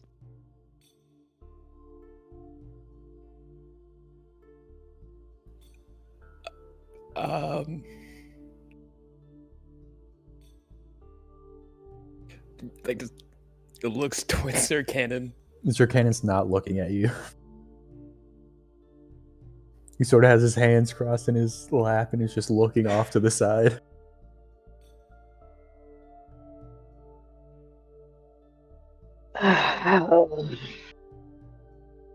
Looks over at Zerkanan. Did your shadow tell you to do this? I look down and at my shadow, and I look back up at you and go, I don't. Do you often talk to your shadow? It's a saying. It's a saying. Oh.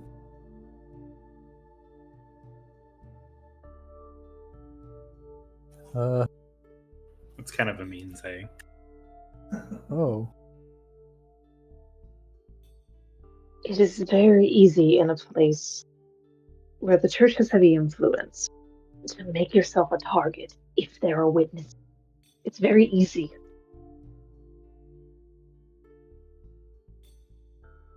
It was just. That's why I said no.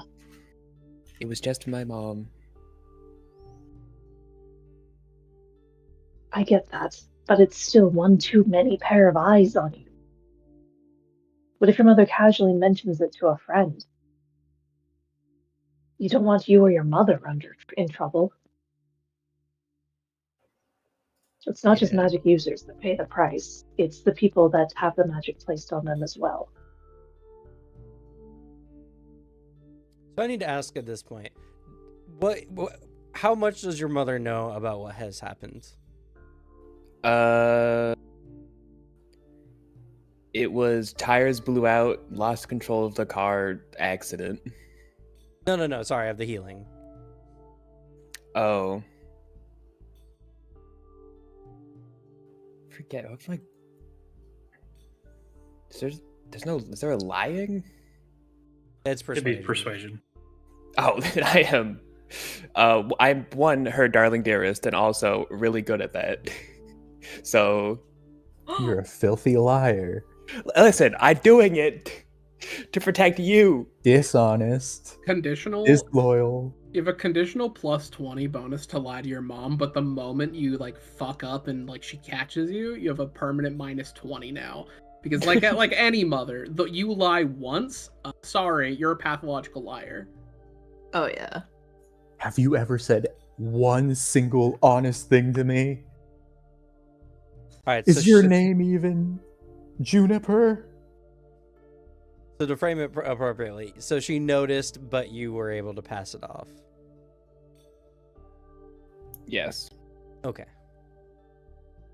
No, I wasn't that bruised before. It was just the lighting in the hospital was weird. There were a lot of shadows. I have a very angular face. Mom, you don't understand. Medicine's come a long way. Wow. They can make bruises go away in like a day. Don't do that. Then she'll make you become a doctor. Juniper goes to reach for something, glances over, sees her mom watching, goes, ow, ooh, I forgot. I shouldn't have moved like that. I'm having too many core memories of lying about ailments to my mom. Except I'm good at it. The only one that is, it is funny. I had a very strange like virus infection thing where like straight up, I don't know what it was. Apparently it's a thing. I couldn't walk for like a few weeks. Just straight up, like legs would not move. Obviously spooky. However, I was like 6. And so in my head, I'm like, well, fuck yeah, I don't need to like walk around anywhere. I could be in a stroller and this shit rules. Like stay home, watch TV. And I pretended I couldn't walk for a little longer. I think I was able to milk it for like 4 or 5 days more. Until my mom laid a trap for me, put the TV on and had it on a boring channel, but had the remote across the room. Came in like 10 minutes later, noticed it was on a different channel. You fell for it. I did. I fell for it. Hook, line, and sinker. Obviously didn't get the thing of basically, man, yeah, I am just lying that I'm permanently paralyzed or some shit. But I got a few weeks off of school, so that's a plus. Which is high. True. Man, you all having to fool your moms. I just had to go, Mom, I really don't want to go to school today. Okay, well, you'll have to help me around the house. All right. And then I didn't go to school that day. Only time. Wow. No, I had to like convince my parents every time, and it only stopped when I was an adult working a job, and I was like, you need to cut this out. You being like, you got to pull yourself up by your bootstraps and like apply yourself and go to work even if you're sick. You're asking me to commit a crime. Like you understand that with food service and being sick, that is illegal. And after that, she's like, all right, fair enough. It's like, yeah, like please. I understand when I'm sick. I'm an adult. Yeah, I had the classic, no matter how sick I was, I had to go to school and then have school send me home to get the day off. Yep. To be fair, it's because I lied a lot about being sick, so I can't blame them. I too much. never claimed I was sick until I was. I was a little liar, and now I'm a liar only in the fact that I tell story and I tell joke, so I don't use lie maliciously.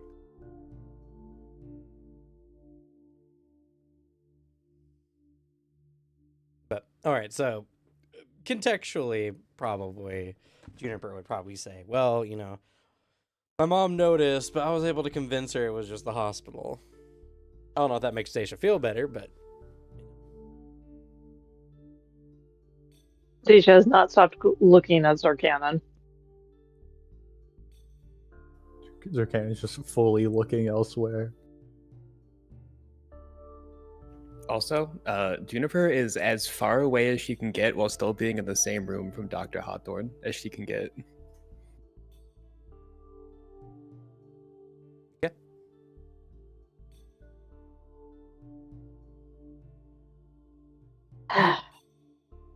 It's a very fair worry, obviously. We'll just, going forward, anything very obvious like this, healing specifically, have something set up to where it can be very easily hand-waved, justified, or maybe you're in private for a few extra days, and then suddenly you're just better. Well, you've been better faster. But it is a fair concern. Your worry is not without reason.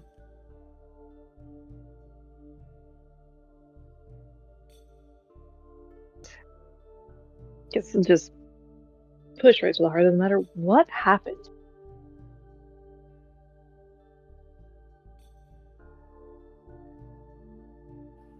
Looks to Zircanon. I looked at Juniper to get the first-hand account. Yeah, it's if you want to speak up first, or I will. I mean, we were driving, going around a curve at about, like, I don't know, I think it was 40-ish miles an hour. Maybe 45, just for the freeway. And then tires blew out, We flip, and then in the process of flipping, grenade comes through a rolled up window into our laps. We both tried to throw it out the window, but it exploded before any of us could reach. Then we landed upside down. I was still barely conscious somehow, but Dr. Hawthorne completely passed out. I got myself free, got him free, got us out. Thank you for that, by the way. Of course. I was gonna let you die. I thought your wounds looked weird. That makes a little more sense, I guess. Are you particularly trained in medicine? I've dabbled. Okay, now now scared that the doctors who know a lot more about medical stuff noticed this and then reported this, but I don't know, no police came at all, so I doubt that. That is a fun fact. For certain injuries, if it is something like a weapon or a gunshot, that is something that mandatorily is reported to the police, and when available, they will come and talk to you about it. Alphonse raises his hand. You don't need to do that. This isn't a classroom, but it's appreciated. Oh, well, to be fair, I couldn't really tell that you got hit by a grenade. Just by Thaddeus's account, I just assumed it was part of the car exploding. So it's possible they may have contributed that as well. Which further investigation of your vehicle might turn up something else, but I don't know. Shrugs. I am reluctant to admit that this was a very sophisticated and well orchestrated assassination attempt.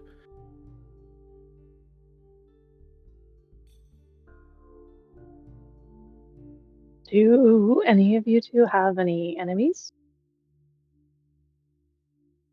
Aside from your rival. Yeah, he has a face. He has a name in his head.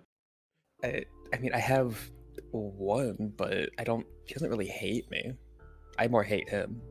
Same, actually. Despise is maybe a better word for me.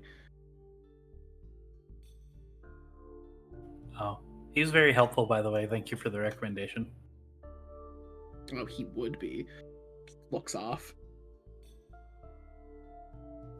Do you have any obsessed fans?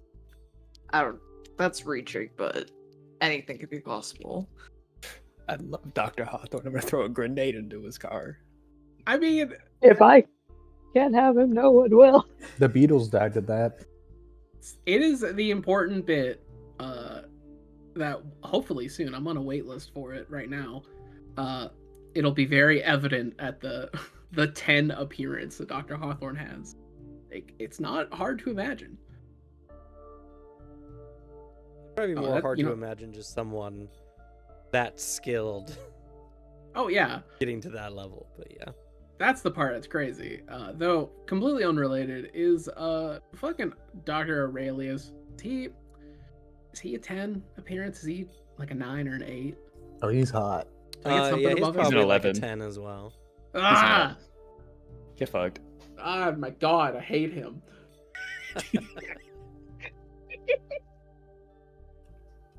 His stupid perfect nose, his stupid perfect chiseled jawline. Stupid cheese grater abs. I just want to punch it.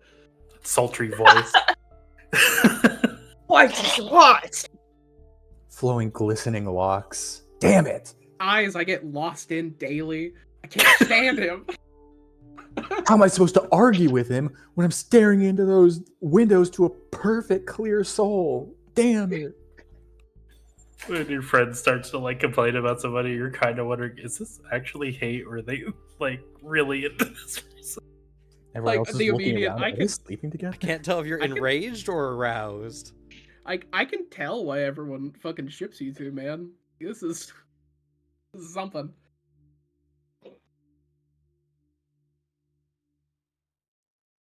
Well, then, I don't. This doesn't match any like MO to gang activity, has it? Definitely not low level, because it's the very important detail with this. One, like, I don't know if it was the tire. It could have been something else. But that grenade was thrown in like mid flip. Like as we were going off, it was lobbed in. Um I don't think that's something an average person could do. Do you think, I don't know, they could be doing this because of the stuff we've been looking for? It Yes. gives a shaky head, like maybe. Yeah. Have either of us been looking for strange text recently? I haven't for a week. She just gives you some side eye. I am, of course, because I have not dealt with the Inquisition. I'm uncertain if this is like a standard fare witch hunt thing.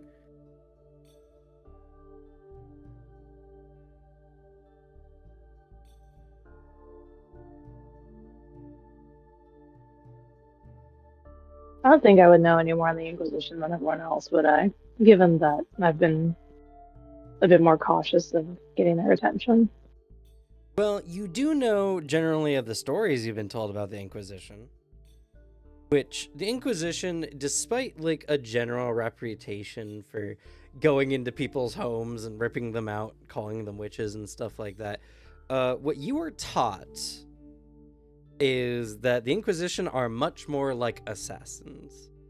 Mostly because the most dangerous type of wizard is an awake and aware wizard. So anyone who can be caught off guard or even unconscious uh, is the preferred targets of the Inquisition. From what I know of the Inquisition, if it was really them, they probably wouldn't have left you in a weakened state. They would have finished the job, if not on the spot. If you guys were fairly helpless in the hospital for a good while. Yes, but the hospital restricts people that can visit. And it's too public of an area. At least the stories I was told of the Inquisition, they are, in a way, assassins. Because the biggest threat is an awake and aware wizard. They were probably, if it was them, banking on you dying in the car crash, if not from the grenade from the fall, if that was the case.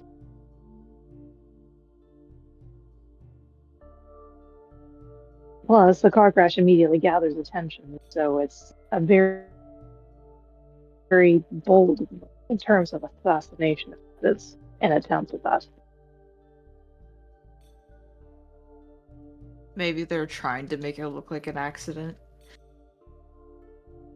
Well, definitely make it look like an accident, but there are plenty of ways to make things look like an accident in an assassination attempt.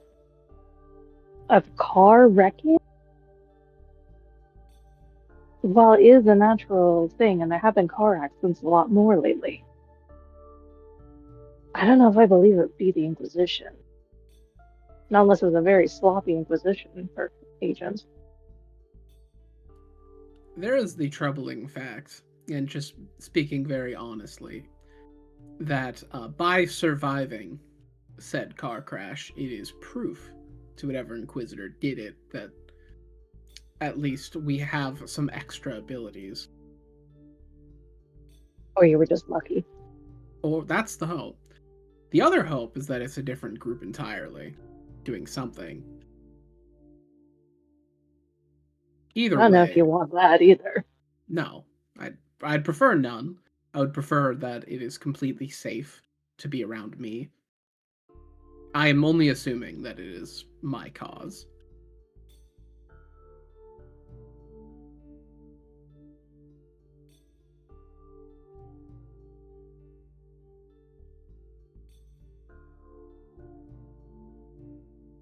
I have no intentions of publicly repeating the same actions, so I'm not traveling around the city looking for mystical things. To be safe, in the past week, I've built up a small bit of cover. Or, I guess, days before, I've been dealing with the hospital. My hope was if any Inquisition eyes were on me, it is for the fact that I have a draft I'm working on of a refutation of the supernatural. Largely just psychics, tarot, all of those.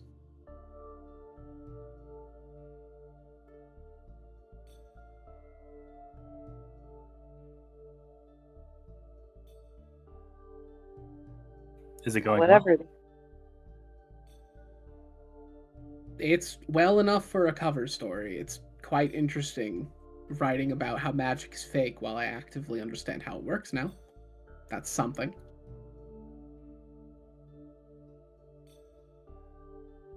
What made you stop pursuing books? I got You real must admit information you were from a... ravenous. I have real information taken from a real practitioner who also supplied me with this, as he, tosses a book on the table. She raises an eyebrow at that.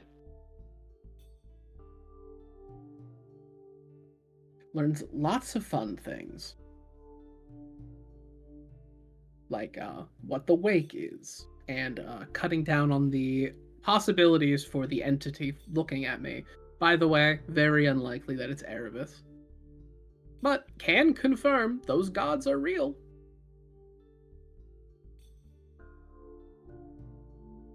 Sir Kanan just looks unsurprised. Yeah.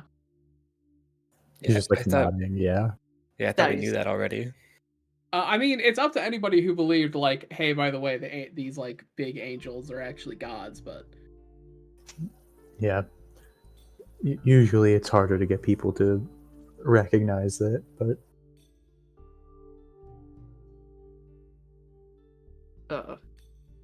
So wait, you understand how yeah. magic works now? Hey,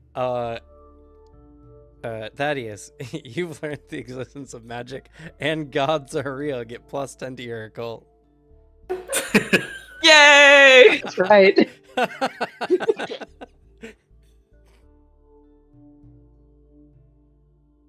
Would I put can't- that under specialty? No, put it in your base. Okay. And don't forget to remove your penalty for not knowing anything about occult. Oh, thank you. Yeah, he slides the book he was given by Niles, I think it's pronounced. He passes that book down to you. She flips through it. This text is not orientated like any you've seen before. In fact, you're quite impressed. This seems like a rather, low skill level. This is essentially a beginner's guide to magic, but this is much more clear than any text you've ever looked into. Who'd you get this from? A man known as Nihilus in his fun pocket dimension. Does that name ring any bells? No, but it's not uncommon for Order of Yeta mages to rename themselves upon their awakening, quote unquote. And Nihilus is a name that refers to void, emptiness. Granted, you've never known an Order of Yeta mage to help anyone without benefit, and especially someone who isn't gifted.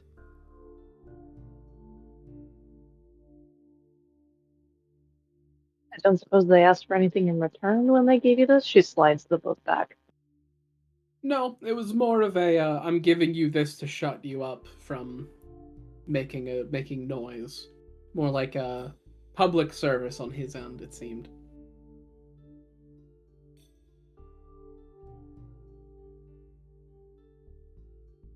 Well, that was nice of him. He shrugs. Was it just him or a group of people? Just him. Daisha, this reminds you of something the Magus Order might do. Mm. Well, if he's someone who likes to help out magical beings, I'd like to meet him, I think. Sadly, that's up to him. Oh. He seems like quite a good person if he's trying to help those who are about to be in trouble. Yeah. Well, because if someone is out practicing or looking for magic out in the open, it could jeopardize everyone else. Oh. I would erase the image of your mind of a very altruistic wizard. It is more of a cold academic. Is also sarcastic. I enjoyed his presence. Oh. But I look down, a little disappointed. I also think that if I get more contact with him, it's because he thinks that my situation is interesting, which I'm not going to fault. That's fine. But I do think, importantly, if this is an Inquisition attempt, I would not hold it against any of you if you avoided my presence. That is a threat that is being put on you in proximity, not something I exactly want to do.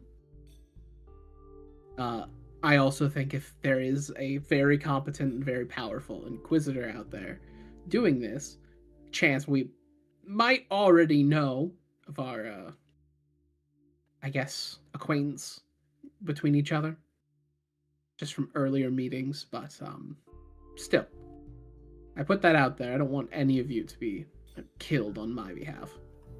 Alphonse blinks and is like, didn't we already go over the fact that we would probably be in danger in this situation? If whenever you all are in trouble is when I would want to abandon you least. not only that, if it is the Inquisition targeting, dividing ourselves just makes us easier targets. I offer only because it is a much different decision when the threat is nebulous to when a grenade is on your lap. That's all I'm saying. At that point, he's looking at Juniper. No judgment on whatever choice you make. She's not looking you in the eyes, and she looks kind of lost in thought.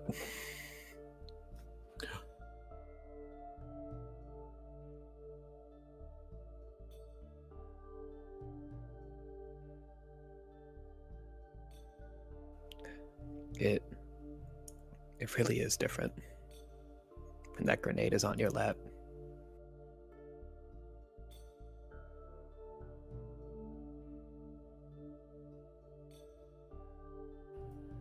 I suppose that's fair.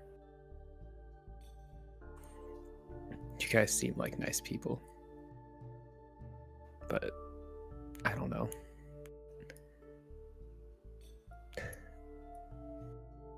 I don't really want to die.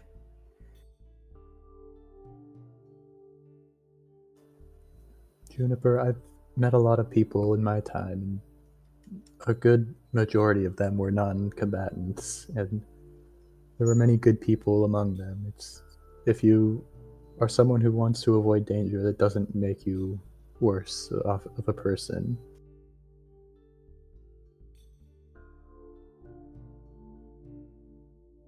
Juniper, I'm sorry that you had to deal with that. I wish I was there to take care of it.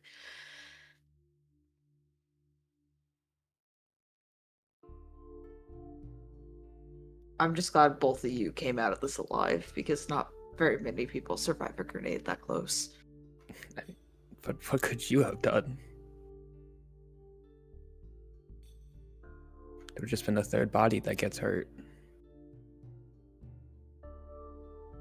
I've had experience with grenades before from previous clients I've protected. I'm not new to it, and I've been hurt many of times. And I've even almost put my life on the line for multiple clients. It's nothing new to me.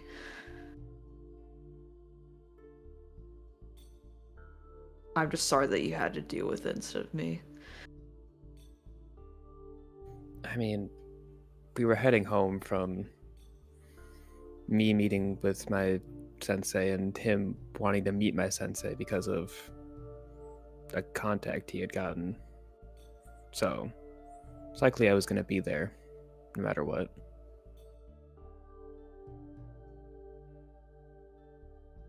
Still, it's in whatever decision you make, completely fine.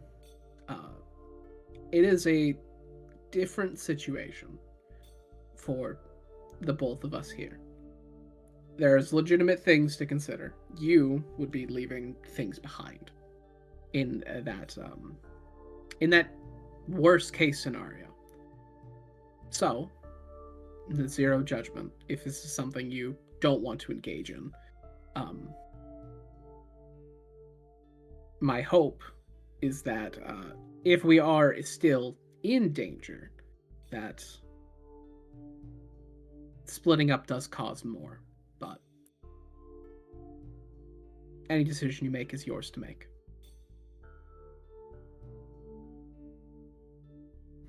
I'll have to get back to you on that.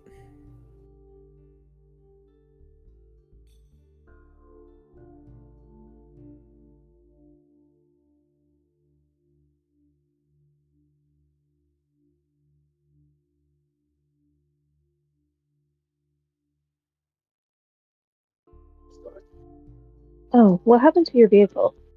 Do you know if it was towed off or what happened to it? I imagine it was scrapped. That thing is a cube in a junkyard somewhere. Yeah. Like, I don't know what else would be useful for.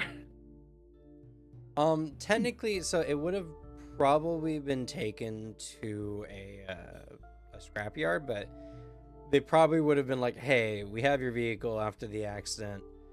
It's completely total. Do you want us to just scrap it for you?" I think he would have said just junk it. Like, I'll buy a new one.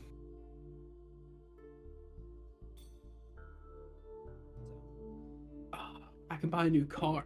You know what? I'm gonna make sure. Don't worry. I can get us some good transport. Next car, I'll have something that's like maybe is a bit more armored. Bulletproof windows in the next iteration. Are they grenade-proof windows? I'll try. Oh no, my one weakness. Get one of those money carrier armored cars. Yeah, just like for funsies.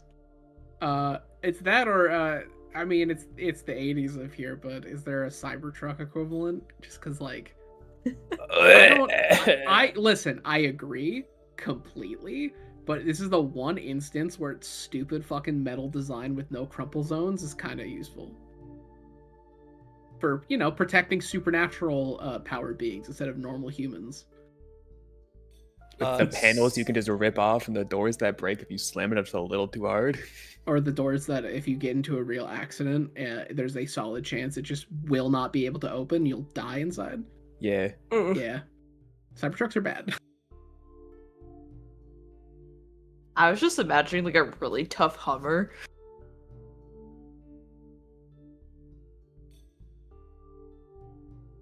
That's a good question. How much do cars cost? I did the math before. One second, I had to No worries. retabulate. Cause a gold is Said it was like 1,000? no, it's like 2,000. Okay. Was it like 1,200? If you just get a loan on it, you won't have to pay it off before society collapses. Oh yeah, that's the real thing. I open up a new credit card. Then I just put it on that, and oh no, the economy's breaking. Oh no, society's collapsed. I'm just gonna ignore the payment. Oh, goodness, I did this math before. I'm so upset that I forgot. I said it several times in the session too. I believe 10 silver roughly equates to $200 more or less. And it's 100 silver and a gold. Correct. So that is about 1,000. see here.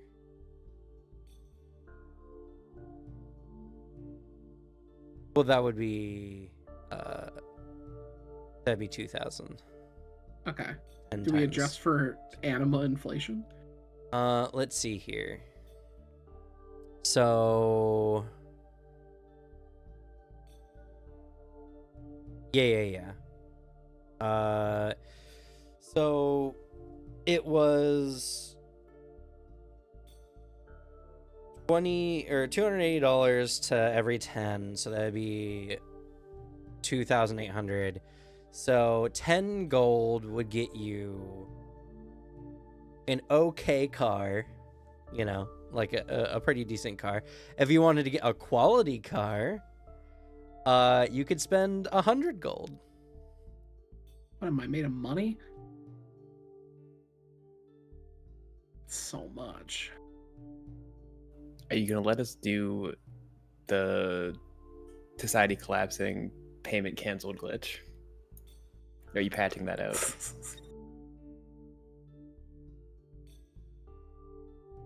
I mean, society hasn't collapsed quite yet, but you could try. It would be very funny if I also had supernatural repo men on my ass. It is bold of you one to thing- assume that the bank doesn't have people who will come to collect. Yeah, the one thing that doesn't collapse at the end of society is debt collectors. Yeah. Okay. Quality car. Does that account for me maybe wanting stuff that would help in the case that someone tries to murder me? Like exploding or, you know, trying to fuck up my tires? Let's see here. Yeah, so sorry, I was doing math again.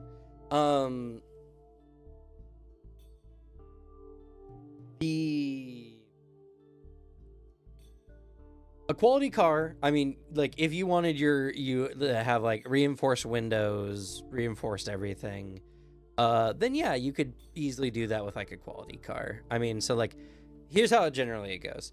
A standard car can have like tinted windows, all those kind of stuff without really too much necessary like extra expenditure. A quality car is like a 100 gold, which roughly translates to $200,000, something like that.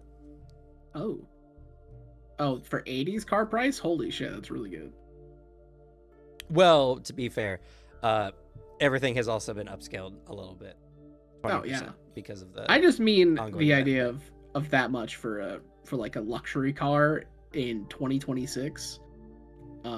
I wish. Right.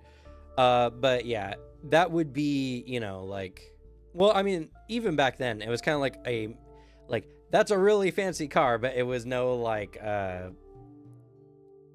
had $1 million cars back then, you know. Oh yeah, I mean, well, actually, this is the fun bit. I've watched like a while ago like older episodes of Top Gear, and I was like, man, oh hell yeah, that's a Rolls Royce, and then the price number was like shockingly low, and I was like, oh yeah, this is early 2000s. I forgot for a second. Right. Like I could reasonably buy a Rolls Royce if I was just, you know, in the year 2005. Right. But yeah, so a quality car is where you can start like upgrading the fortitude of the vehicle roughly. Is there anything else you would like to have in the vehicle, or do you just want it to be a tougher vehicle? The image I have in my head is like one of those like black SUVs that are made for transporting very important people. Like something that like this car was driven briefly by like the Secret Service equivalent and was Right. then sold off in an auction. Yeah. I mean, yeah, you could probably wants- do that for just a quality car. Yeah, he wants something that is going to be resistant to like attack, so has good fortitude and has space for everybody in this group. Get the heated seats. So an armored House brand for you. 1983 to 1984 Cadillac Series 75 Fleetwood. Though, Oh, I will say, you could also go for a designer vehicle for 1,000 gold. Ooh. And that can have all the bells and whistles you want. At that point, I should just get a fucking tank. Like, I don't know. Yeah. 1,000 gold. That's half of my wealth. Yeah, I'm just That's letting you why know a that is hedgehog. an option because in Anima quality goes up by increments of a multiplier 10. So Yeah, I mean, 10 it is times the a thing. normal car, you get a quality car that has, like relatively what you're looking for. But if you want like the best car you could get, it would be 1,000 gold. I'll buy a quality car. 100 gold. I'll do that. Ugh, so poor.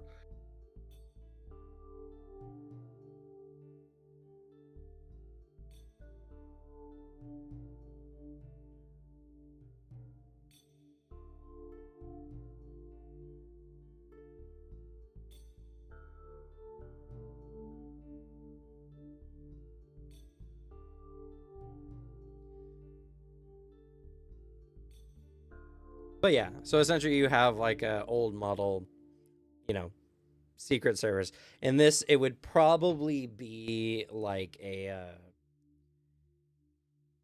Heaven's Order protected vehicle. So an HPV. Bonus if it has the front like kind of great guard thing, so people think I'm a cop and drive better around me. They slow down. That's the thing. My like local sheriff's office has been selling their cars, but like painting over it. So there's like a handful of cars I keep driving past, and I'm like, oh fuck, a cop. And it's like, no, it's just a guy who bought a genuinely pretty cheap car. They got a good deals.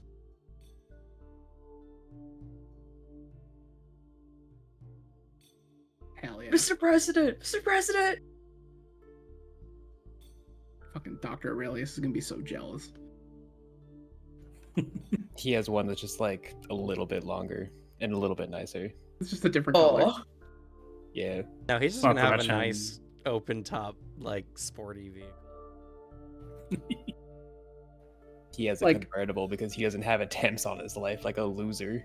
I try to insult him and he just like revs it, like, what's that? Sorry, I can't hear you. Sorry, I like to feel the wind in my hair. I'm gonna strangle you. Fully, like, as it's like revving. I feel like it's gonna roll the eyes thing on him one day, and you're gonna be like, of course this would happen." That is a dangerous proposition. And also helps I don't want to see him. So like I can avoid him purposefully.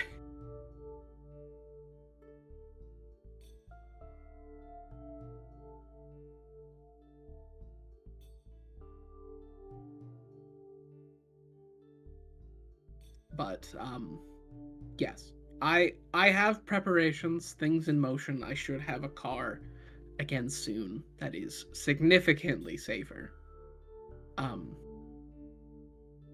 But this is something to proceed how all of you wish. I have no intentions of stopping my academic pursuits. However, less open. Not going to be public about it, not going to repeat what I've done before. The hope is that the heat dies down. Maybe I can even act like this sent a message to whatever agent did it. And hopefully it's not the secret third thing where it's a group none of us are aware of, none of us are affiliated with or enemies with, and they target me or you for no particular reason.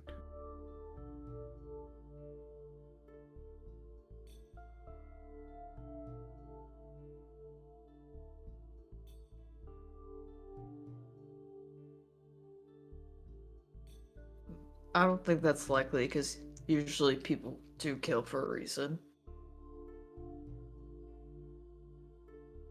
They usually No, do. it is better. It is better just to be safe than sorry. That's my plan. I have at least at home work to complete, so I don't plan on leaving my home for a while. Good, and I don't plan leaving here either. Because they could break in and try to kill you here. He's conflicted. He is conflicted in his head. I appreciate the dedication.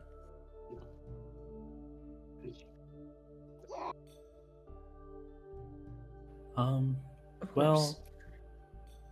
I've only recently started getting answers, and I'd rather not go back to not getting answers, so I guess I'm already in trouble.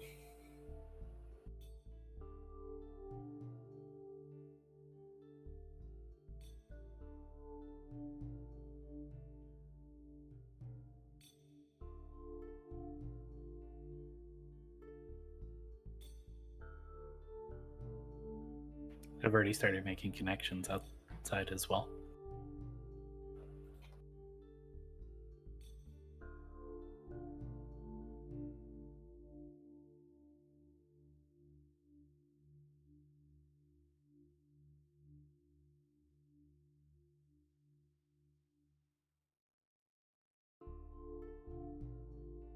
Well, sounds like for the time being we're all sticking together until we decide otherwise.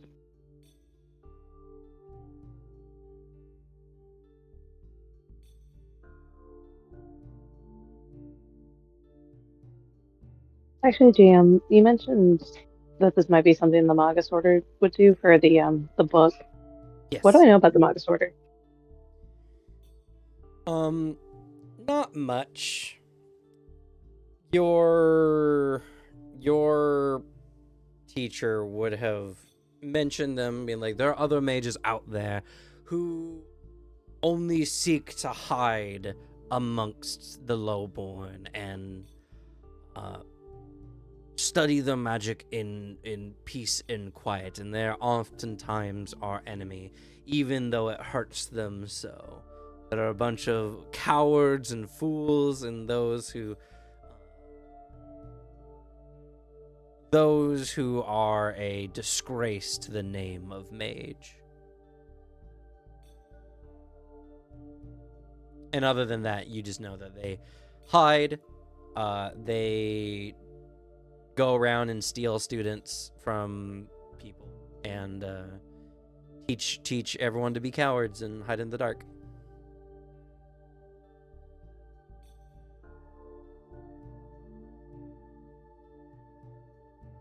Hmm.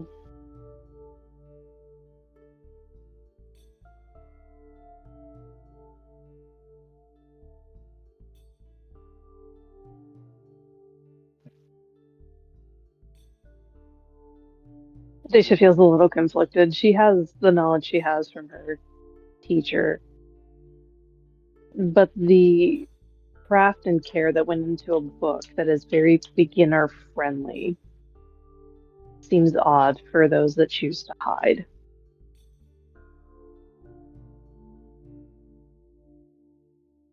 But she does keep her mouth shut on the topic, but she does occasionally like glance in the direction of the book. You can stick around and read it if you want. My only request is that doesn't leave this house. You think I would walk out the doors with a book like that? No, but I was I'll just putting a target on my forehead. I at least make the boundary known. I appreciate it. And I definitely will.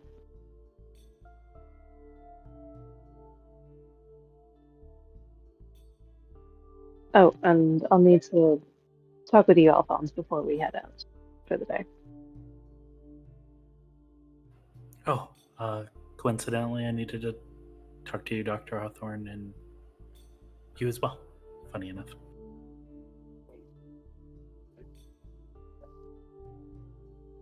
Well, my plan was to work out for the day, so you all can do what you wish, go as you please. Come along if you wish. I don't particularly care what you do in the house. So I'll come with you. you don't have to, but Speaking on the whole not letting him out of my sight thing, so are you sticking to your normal hours, or are you just staying at Dr. Hawthorne's from now on? He's gonna be staying there from now on because of the grenade, and he's just assuming the worst. Okay. He is conflicted because on one hand, there's the very self-serving part of this, which is, oh, thank fuck, I would rather this man be here in case something goes bad. But then there's the other bit, slight bit of his brain that's like, I don't want to take over a guy's life, though. You don't have to do this. I'm also not going to pay you extra. Mainly because you didn't ask for a contract renegotiation. So... You don't care, because as long as you're alive, you're still paying money. If you're dead, he gets no money. That's true. I mean, I get it. It makes sense. I think mostly out of habit, he will be by your side, because that's what he's always done with clients that were in this kind of danger. It's just a habit. He just gets into it immediately, even if you're not paying him extra. And the only bit of he would not permit is bedroom when he's sleeping or trying to sleep. He doesn't sleep still that much. And I'm assuming there's no windows in your bedroom, right? Nope. Okay. There should be no buildings on or no windows on this building currently. Okay. I didn't know if they were boarded up though. Like, if anything, there are blackout curtains on like a couple guest rooms because he's not going to force everyone else to do that. However, like he'll be very remiss to step into that room in certain times. There are also like far wings of the house that he doesn't need to go to. You walk up to the window, open up the blackout curtains that are tied shut.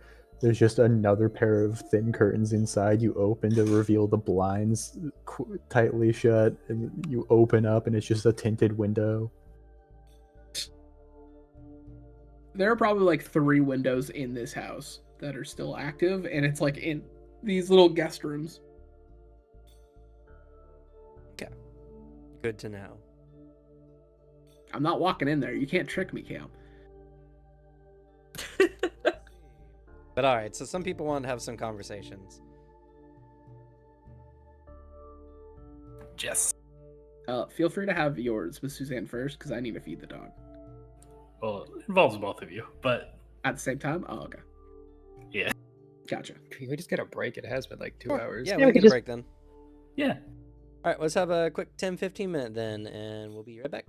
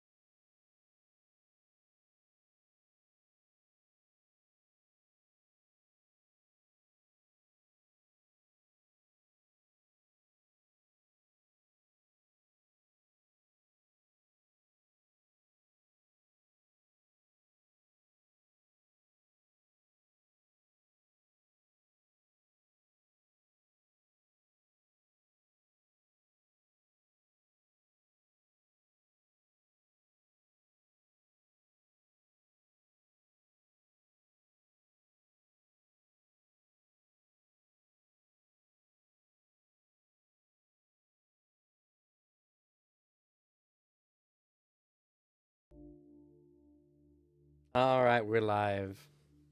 So Alphonse wants to have a conversation with Daisha and Benjamin.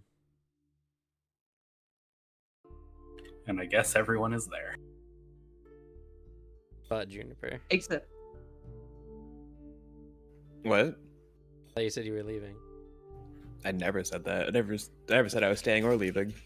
wait, what? You just said that earlier. Did I? Yes. I you didn't. did. Yeah. Oh, That sounds fake. Because not even Booter didn't hear that. Devin didn't hear Booter. that. I said I wasn't. I said I. No, You said you were. Well, Booter it's fine. earlier. You could be there. I'm fine No, with that's that. a lie. I did not. No, I said I wasn't. I never said I never You did said if I say was that. staying or leaving. I never. Did say No, that. Yeah. just I- fucked up. There's the This Look, is this is a gaslighting. role-playing world. We could take back your action, Slug. Anyways, we were having...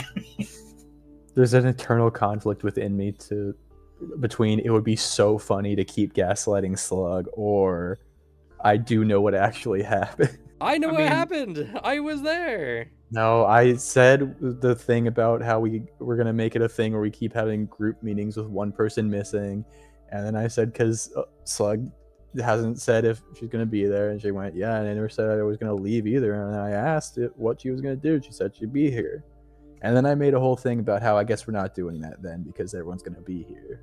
No, whatever. It doesn't this is matter. like a It doesn't rewindable matter. thing. It doesn't matter that much. Yeah. Clip it. Hey, No, I'm willing to unfortunately, gaslight Slug. It was during along the with everyone break, so else. it can't. It Oh, I was see. not clipped. Damn.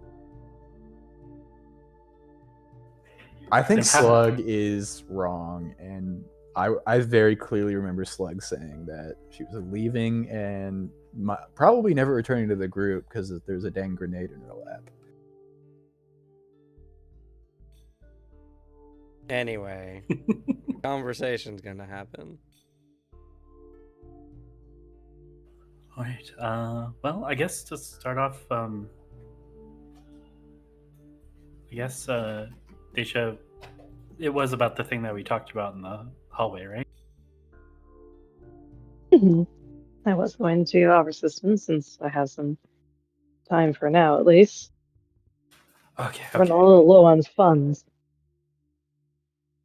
Oh, paid. Looks into his college student trousers. I'm not asking you to pay me. I'm just talking about the state of things. Oh, fair. That's true. I'm probably gonna have to get really hard at work, but to not take up both. Well, I guess everybody's time. Oh, hi everybody. I guess you're staying. So I came across a lead for one of the languages, and there seemed to be a little bit of science to it, but also like maybe it's magical. So I was hoping to get both of your thoughts on it. Do you mind me setting it up here? I mean, go crazy. Okay. Or I say setting it up here, but if there's a better room in the house, that it would work. Cam, he wants to try and kind of set it up like he had it in Cadmus's place. Yeah, it's a little hard because it requires a pretty decent stretch of wall. But we can say, man, you manage in this place. I'm There's sure a couple there's like somewhere you can get 20 foot of unbroken wall. Hey, you mean the foyer? There's some surprisingly blank areas of the wall for some reason. And if necessary, I think there's some turns to Thaddeus, like, could you move that giant shelf or something like that? Sorry. He'll try to push it out of the way. Okay. Now, it's going to take me a minute to set it up, but feel free to converse while I'm doing that as he goes and begins hanging the different runes on different parts of the wall. Only bit I'll mention of conversing, because I thought of it in the break, and I think it's important to mention for the game, just in case. Go for it. I ironed out with the commission that's going to happen soon of Dr. Benjamin Hawthorne, I want you all to remember, because the build I have for him, he is the same build as Henry Cavill from Mission Impossible Fallout. Because I feel like, I don't know, I say that only because I feel like when playing him, he doesn't sound buff, or he doesn't give off, he is a ripped energy, but he is 10 strength. User Ooh. Cannon suddenly slowly raises his head to meet your eye line. He thought you were shorter. Said Henry Cavill, and all I can think is the scene where he preps his arms and the beard just grows in that scene. Oh, that is the exact reference picture I gave this artist, Suzanne, so thank you. That's amazing. See, when I think Henry Cavill, all I can think about is the bath scenes from The Witcher. Hoo-wee. Zooey Oh, yeah, that's another game you could invest in. Well, another time. As he sets up the wall, he's like, "Okay, let me see if I can recreate it." He will try to hum the words the best he can to kind of maybe give off that same vibe as before. Okay. You do find that not being quite in the moment, it's a little bit harder to remember. But the longer you focus and the longer you try, the more it comes back to you.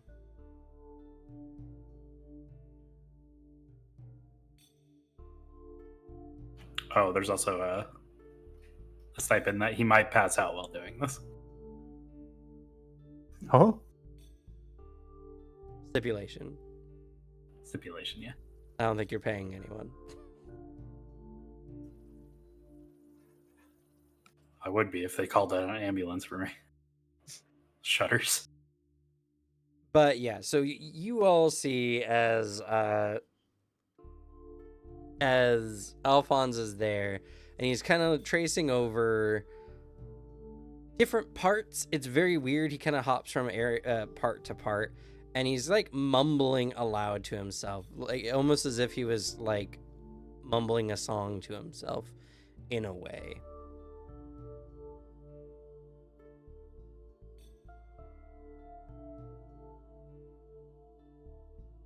No visions. Nothing abnormal happens.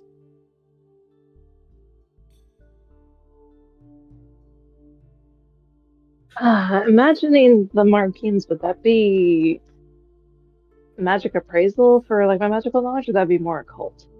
Neither. This would be a history. Would it be an ancient history?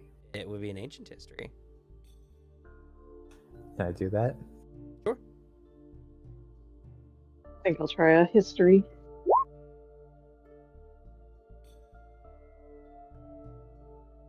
Sad. I have sciences. Oh.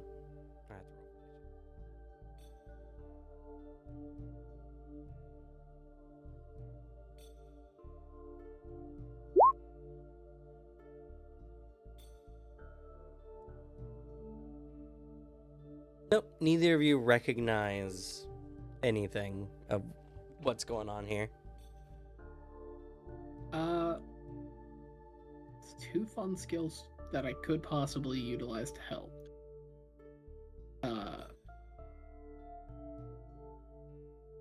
Is science in any way applicable here? Of just trying to figure out, I guess, the mechanics of this, especially the fact that the man's humming. No. What about a cult? No. Oh. Can I use tailoring for it? Can I punch it? Yes. All right, I'll do that one. It's not working like it did before.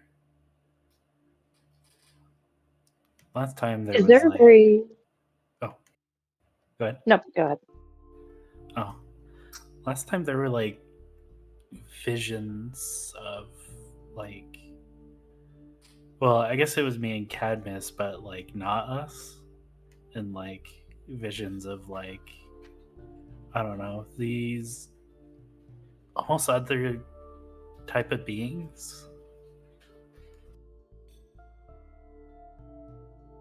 But also there was just this, when we did it, there seemed to be just surge that you could kind of like feel in here.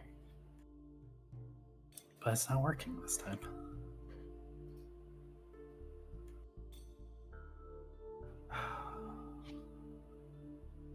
Maybe were me and Cadmus important to the situation? He kind of ponders, but leaves it open to anybody to talk. I mean, he could have, I guess, casted a spell. Maybe, because I don't imagine you have the gift. Maybe that's required. No. Well, maybe. But he seemed just as shocked as I was. Or not so much. I guess I wasn't shocked. I was more excited, but he seemed more shocked. You said that you saw visions of certain beings. Could you see them in detail? Yeah, more or less. Even got a look at the mirror and like a reflective surface once. I could kind of draw them, I suppose. He takes out a sheet of paper and begins drawing. Art check. Yep.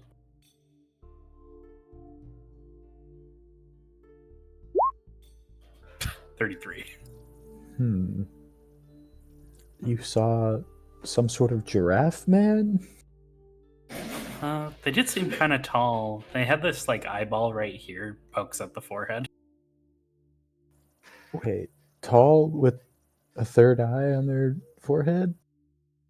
Yeah. I like look down at the picture and then look away and decide to trust more the description and go, that sounds something like the race I told you about before, the three-eyed giants. Oh. I definitely remember what I said to you back then about it was my guess that your ability to see sort of the essence of creatures might relate to them. I do remember that, yeah. Could I have been looking into the past? I suppose it's not impossible. Based on the very rough drawing, there are some characteristics, though, that are strange. The giant, as you know them anyway, were very broad. Men and women both were incredibly bulky. This individual looks a lot... I mean, you're assuming as much, skinnier. Now, this person here that you've drawn, it seems awfully live. Is that accurate? Yeah, both of them were. Well, at least the giants that I knew were much wider and bulkier. More or less every one of them was. Well, that makes sense. I mean, I thought it might be weird if they were the giants that you were talking about, because when you think giant, you think like massive, like spreads out his arms. Well, giant is, I suppose, relative, because there were very big ones, but certain giant species were not as big as you might imagine. But the ones relevant to this were at least bigger than you seem to have depicted, from my memory at least. Make me a ancient history again.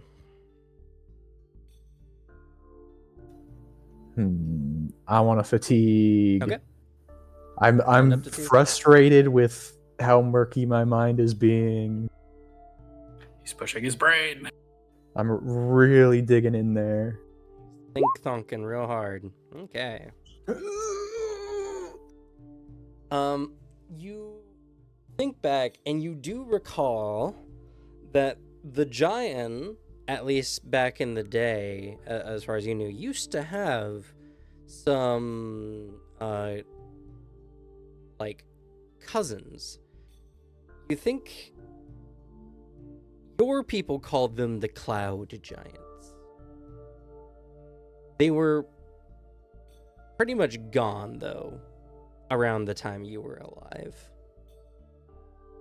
But they were known for being, like, almost the exact opposite of their more earthly kin. They were tall but lithe. They had hair of bright color, and they they were known as arc wielders of magic and waged war back millennia before even millennia before even what you knew, with fighting using gods as literal weapons, though it, even at that time, sounded rather fantastical to you.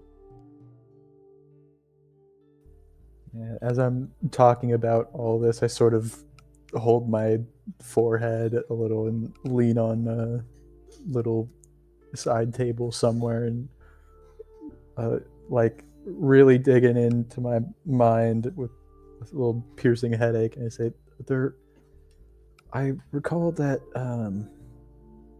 the giants that I was talking to you about, they had sort of a species that branched off from them. They're cousins in a sense, where my people would call them cloud giants. They, even compared to me, they're long before my time. But from many of the fantastical stories I heard that I'm not sure quite the accuracy on, they were said to be more similar to perhaps the ones that you've seen, with colorful hair and smaller builds. They were at least known to wield magic at probably the peak of throughout history, even to this day, if the stories are to be believed, at least. Huh. But like I said, even when I was younger, they were long gone. That might make sense, actually. Because, like, mostly came over this information due to a connection I made, but them and their father had been, like, investigating ruins, so maybe that's a part of them? Perhaps. I would be awfully surprised if a cloud giant ruin were still around to this day, but I suppose if anyone were to make places that could last that long, it could be the cloud giants. And if there's weird time things happening, like you're guessing, or some sort of projection into the future, perhaps, then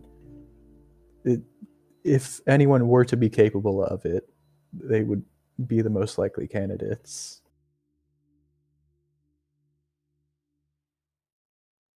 Let me see.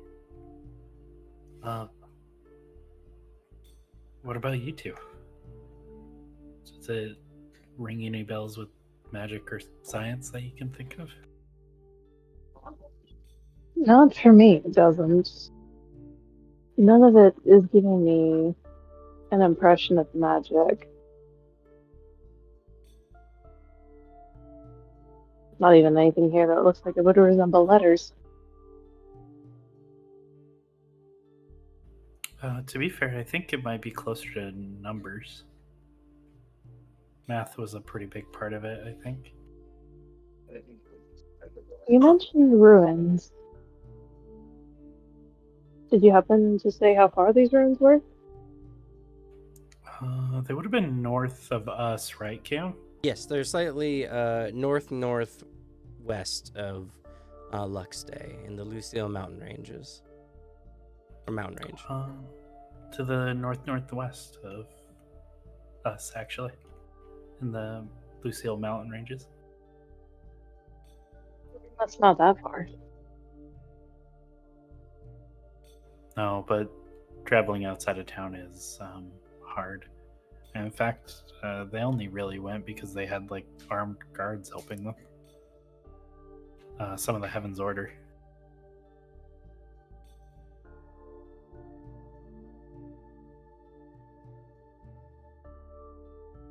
With context that this is more like numbers and math is a thing, that's kind of my specialty.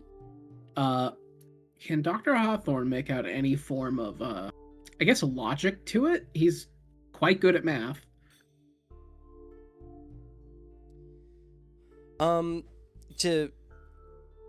There's a little bit of key context missing that I know Alphonse would know.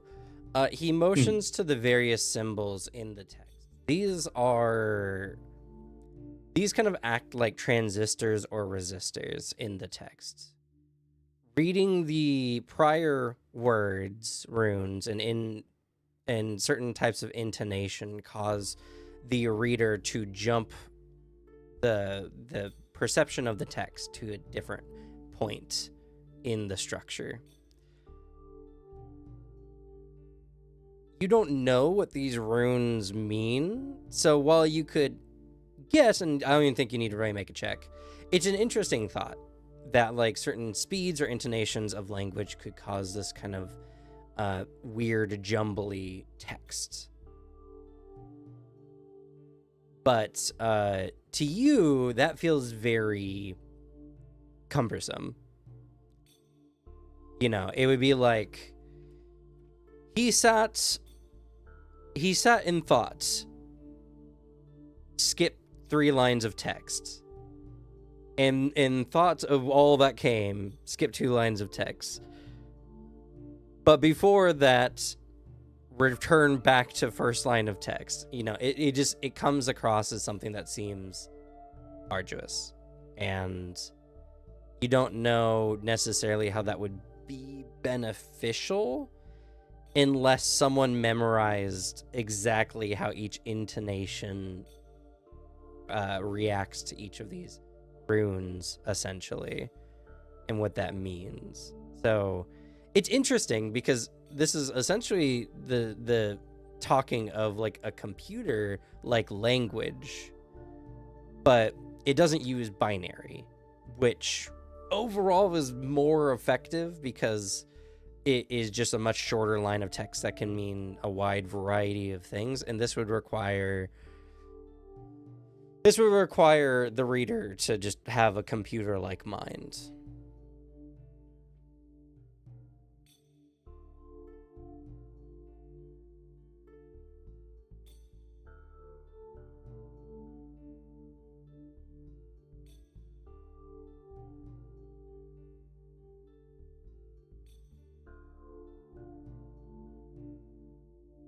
How does he register that, I wonder? It's not much.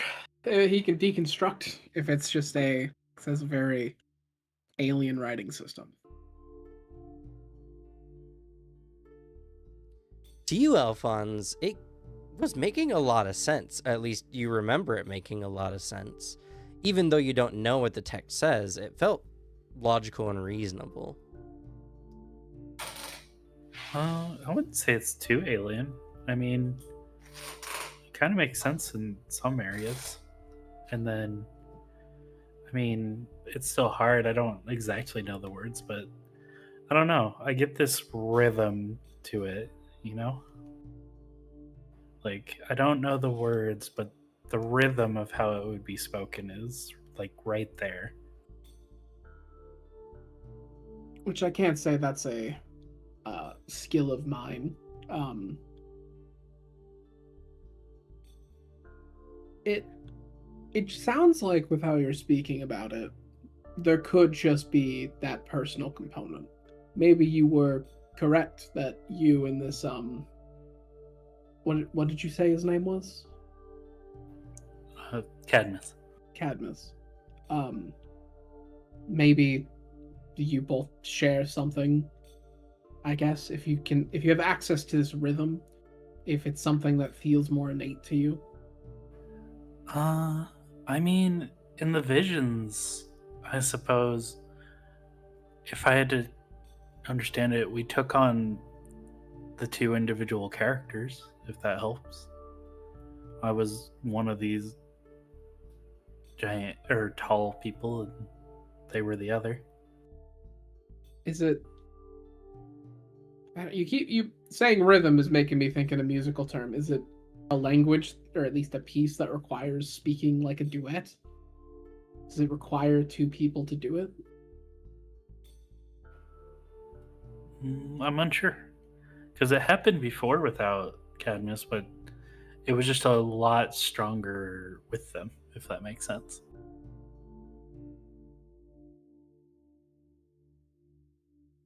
I wonder if you were able to find someone else who had the same experience.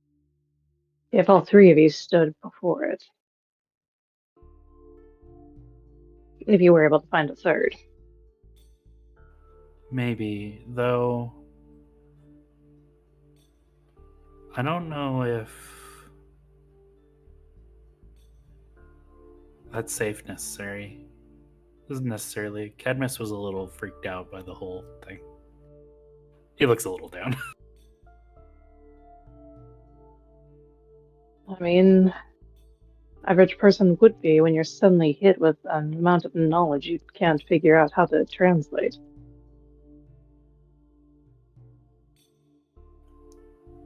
If you're learning magic, what you're born with the gift is a similar vibe if you're not aware of it.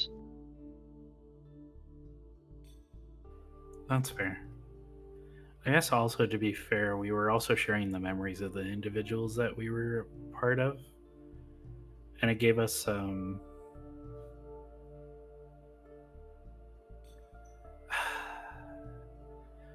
mutual understanding of each other as the people. It's hard to explain. It's like, for example, like a storybook, right? Sometimes you're able to put yourself in the shoes of like the individual in the story.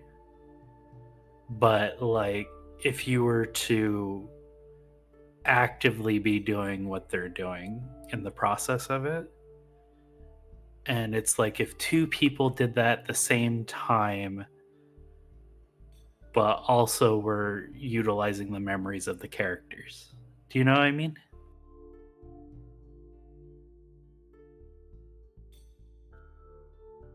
I mean, I've read fairy tales that describe something like that, but in real life, no, I can't. I can kind of see what you mean, but I can't grasp it if that makes sense. Nothing that I can explain with I guess a solid foot in reality without the supernatural involved. How about you, Cannon? Okay, and it's sort of just standing there with its arms crossed, like squinting a little bit, clearly completely lost at what you're talking about. Well, shoot. He sits down.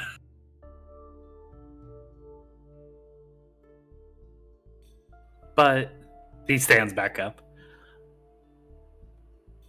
I do think this is an interesting avenue that I would like to explore. I mean, yeah, if this is a piece of writing that creates visions, maybe visions of the past, like somewhat theorizing, that's something. And I find it hard to disbelieve experiences like that nowadays, so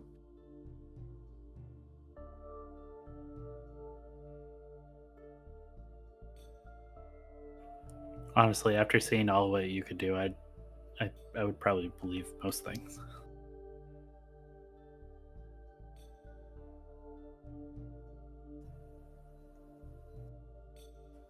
Well, speaking of ancient languages, and I pull out my little notebook, and I looked into the ones you gave me. Like a cat with a laser pointer immediately his eyes go to it. Oh? You figured some of it out? Yeah. He tries not to leap over the table, instead walks around. I'm sitting there so still, suddenly feeling like some animal being watched by a predator. Just like, oh god. Yes.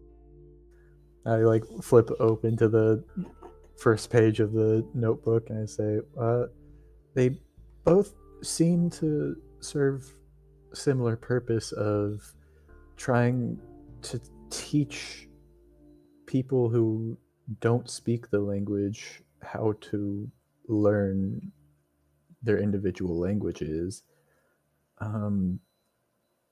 which is strange because I like gesture to it and say it's in the language you would be assumed to not know how to speak yet.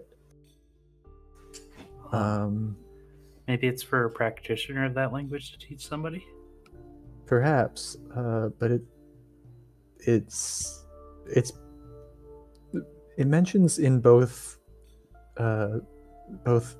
writings you gave me that there's some sort of importance in passing on this knowledge of speaking these languages.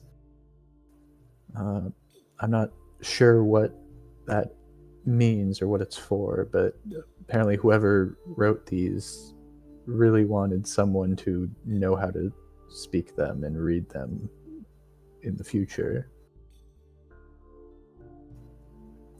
But I suppose with these, it's sort of, you asked me to help you learn how to read and speak these languages, and these are sort of ready-made material for helping with that, so it should be easier to do now.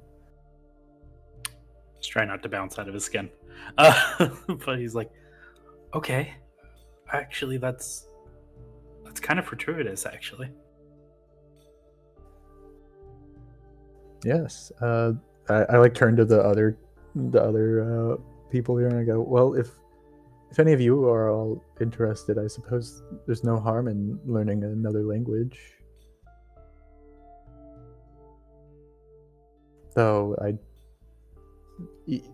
even though I'm willing to trust the wisdom and insights of those who wrote this before, but I don't see a real use for knowing them in any of your daily lives.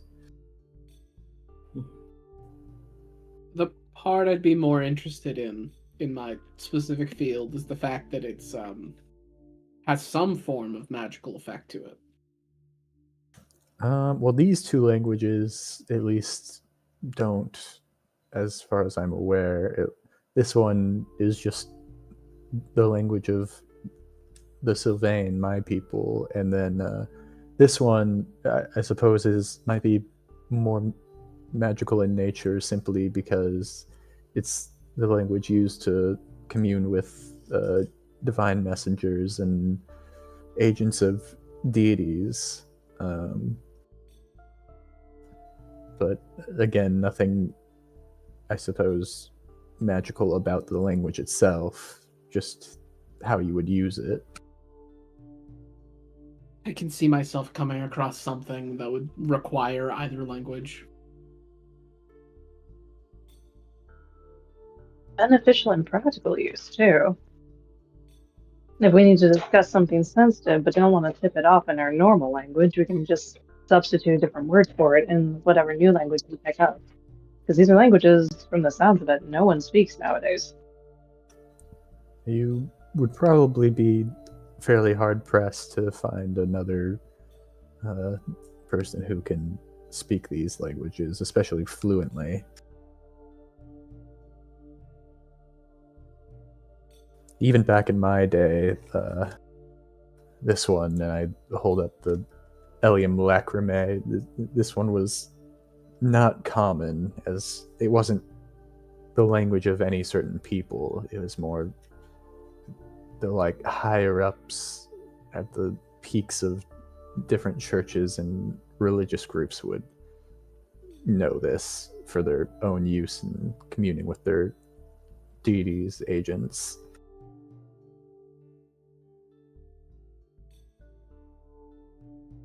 And would Angelica speak Elium Lacrimae? Is that the language she speaks? No. Okay.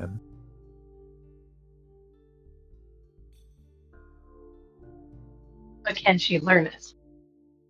I mean, she has a relatively a human's level of intelligence. We should make Angelica the knower of all languages. Hey, that's my gig.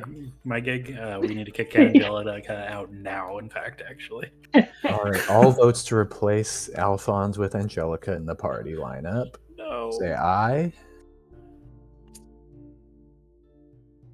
Damn it. So we Sorry, kind of need you got Alphonse, cut. if anything, for the extra pair of opposable thumbs. Hey, Angelica's a good scout. She's a good scout, but she can't open doors. She can find her way.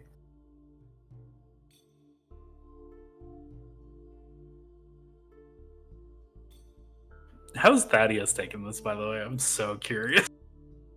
And of Honest- course, Juniper as well.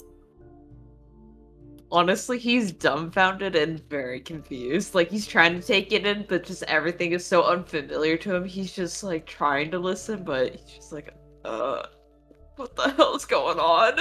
Showing up in the second week of class when they've gotten through all the basics and are now really going into actually learning stuff. She's following along. She doesn't look that confused. Fair enough. I have a 10 intelligence, Booter. Don't give me that look. Hell yeah. Oh, he kind of slaps his head and looks to Zircanon. Also, I don't know if this helps. I don't know, rattle something loose, but actually, the language that you told me before, Napranis, there's Yes. apparently some unique symbols in there that's actually very similar to it. He kind of points them out on the wall. Oh, I like squint and look closely at the symbol and I go, yes, they look similar to Napranis, but I'm not too much of an expert in even the Duxeris language, so it's sort of picking out symbols that I can somewhat recognize from symbols that I can't recognize at all. Ah, fair. I don't know. I thought it would help. He shrugs. Mayhaps it could be helpful to our future study of these languages if we continue this train of thought.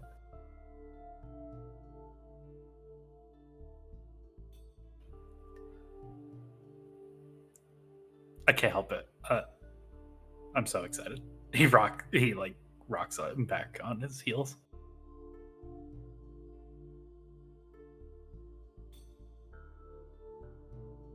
I get the feeling it is a special one when you make a big breakthrough in something you've been studying for a long time. That's true. I'm sorry that I kept you, though. It seems it's maybe not linked so much in science and magic, or at least within our realms. I'm not sure. Say it was a waste.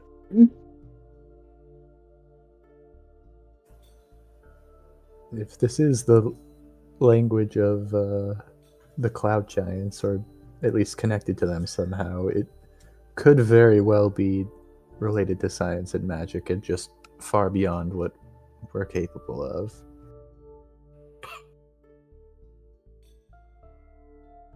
More than likely. Huh,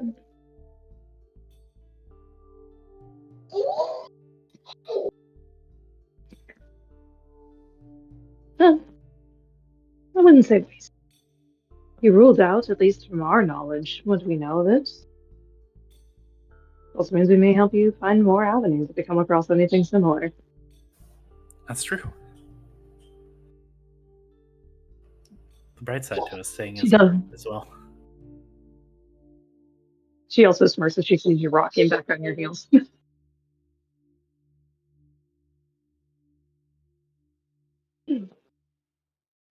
But maybe your friend or your associate might have made his own breakthrough. Maybe. I did give him my number. I think he would probably call if he did. Well, maybe. I don't know. I'm hoping our interaction went well. I'm worried that I might have given a bad impression, though, or something.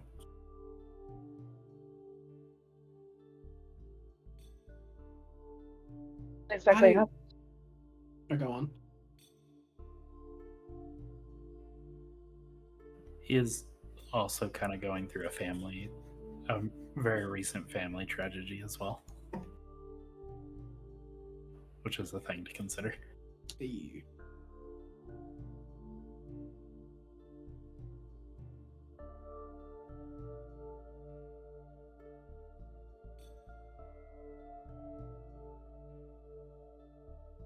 Maybe he'll reach out when he's ready.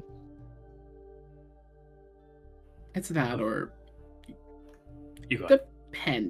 depending if reach out, at least, who knows, maybe you can provide a nice little distraction. I say with no context to the social encounter, but still something worth studying. I'll at least take the selfish interest that there could be a very interesting piece of information out there written down in one of these languages.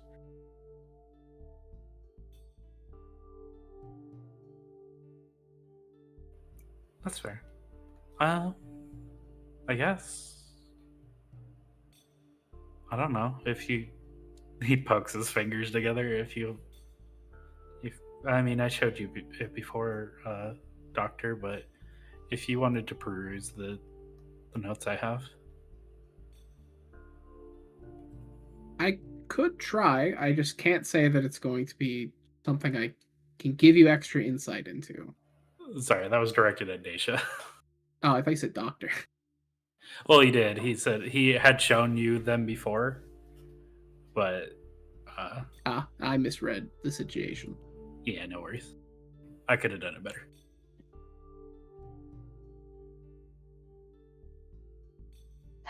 I could definitely look into it, but I'm no expert on languages. That's So fair. I am curious. Zerkandin, you said both of those were pretty much the same thing, just in different languages? Yeah, they seem to serve the same purpose, just passing on the knowledge of these languages and how to learn them. And where did you say you found these documents, Alphonse? His eye twitches over to Dr. Hawthorne, who had warned him about sharing information.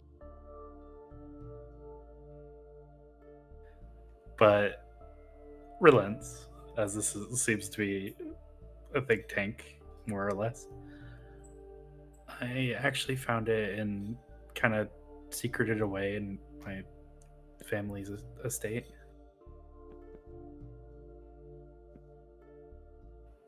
It seemed to have been notes left behind. Is where you found it a very old area?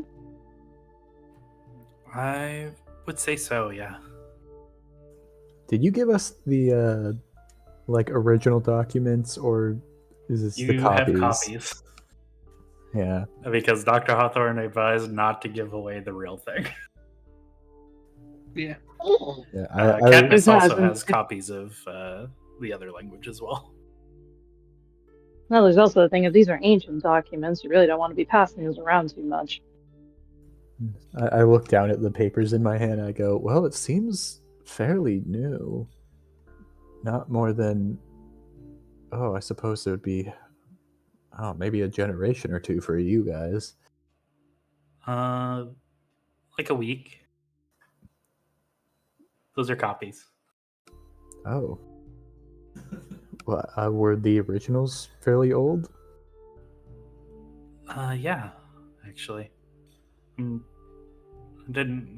I guess I never considered on checking how old they were.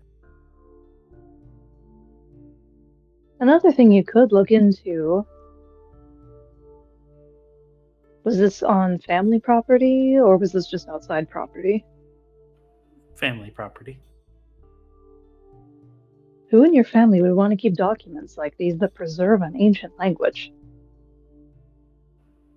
I don't know. Provided that's been your family home for generations. If it's been someone else that lived in that house, I think that'd be a dead end then. I don't know. I haven't discussed this with Cam. But that could be another avenue if you ever find yourself at a dead end researching these languages. I guess I could ask my parents. They haven't really given a sign that they know of this, though. What color is your hair, Devin? But yeah.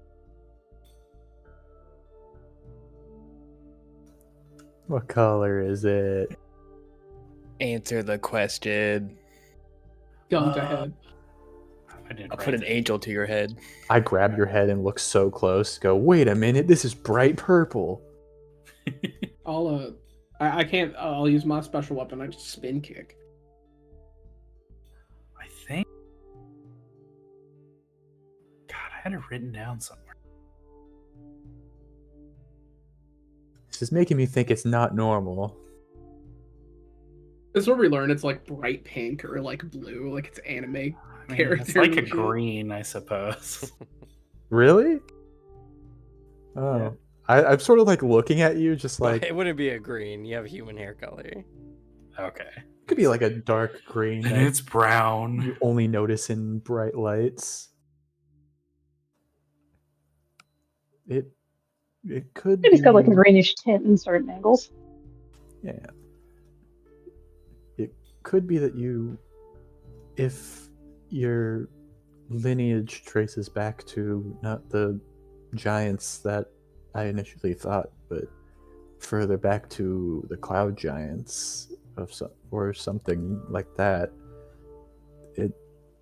It could be that you are sort of following your family's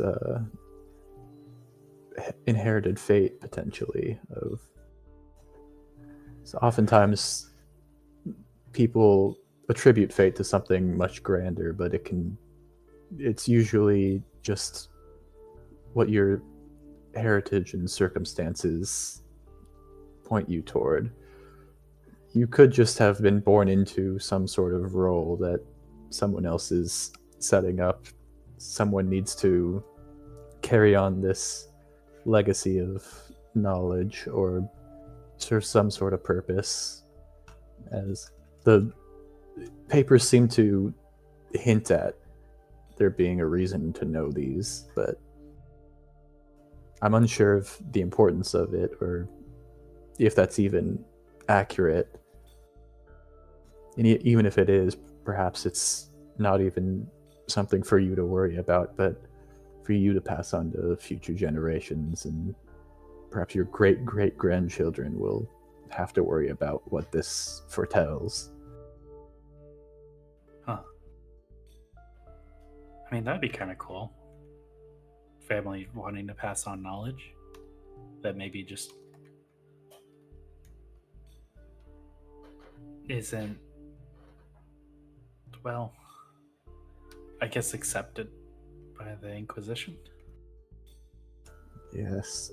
Given your description of the visions you saw, I have to admit that even I was a bit skeptical of many of the stories I've heard of the Cloud Giants, but if we're to believe even a portion of them, it's not too far-fetched to believe that they could somehow foresee or put into motion the events that would lead you to here and have all the pieces together and eventually carry out some sort of duty that they've planned for you.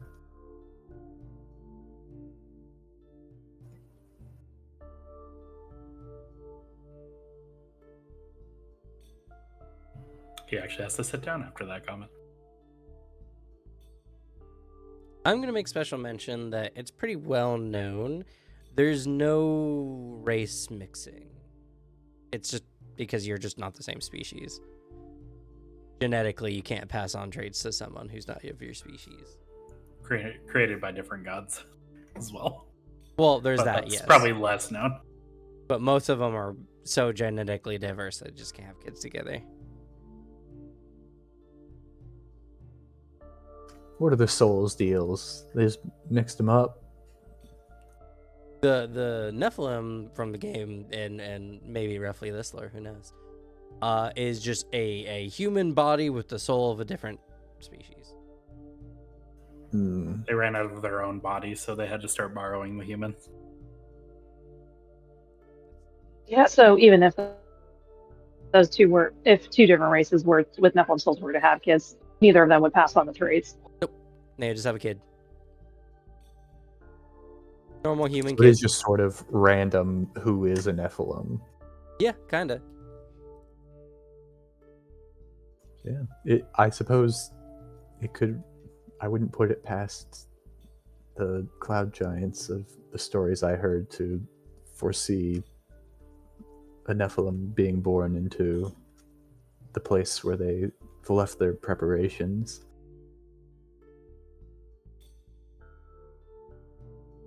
Admittedly, the visions of like this almost computer-like thing, he gestures to the wall. We did hypothesize that maybe it's the transfer of information. It could make sense.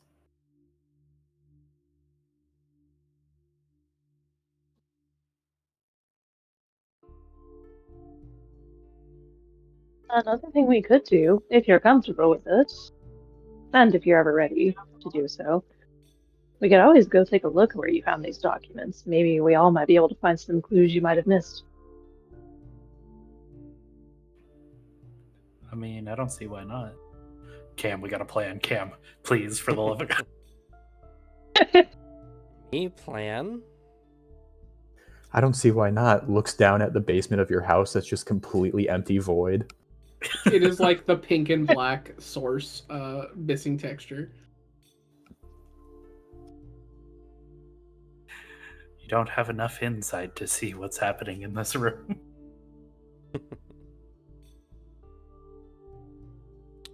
Do you think you guys would plan to do this right away? Wait a bit? I'd I probably. mean, wait Dacia's a up for little bit. waiting.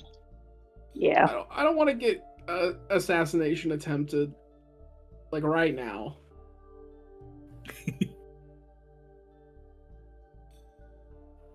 Maybe a future meeting there? I'd probably have to plan for my folks to be out of the house, but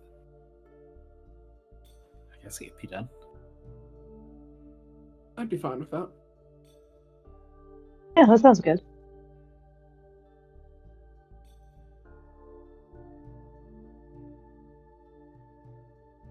Did anyone else want to have a conversation here?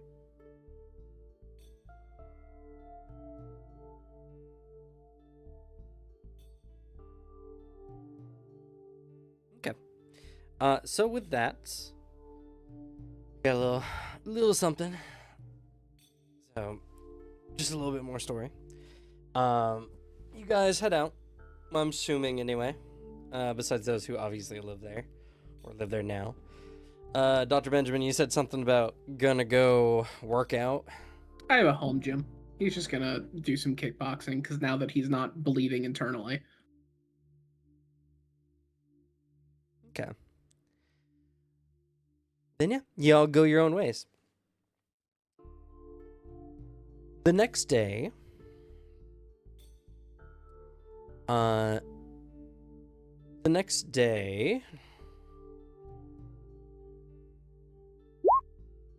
good, you didn't die. Happy about that. Benjamin, you get a knock at your door.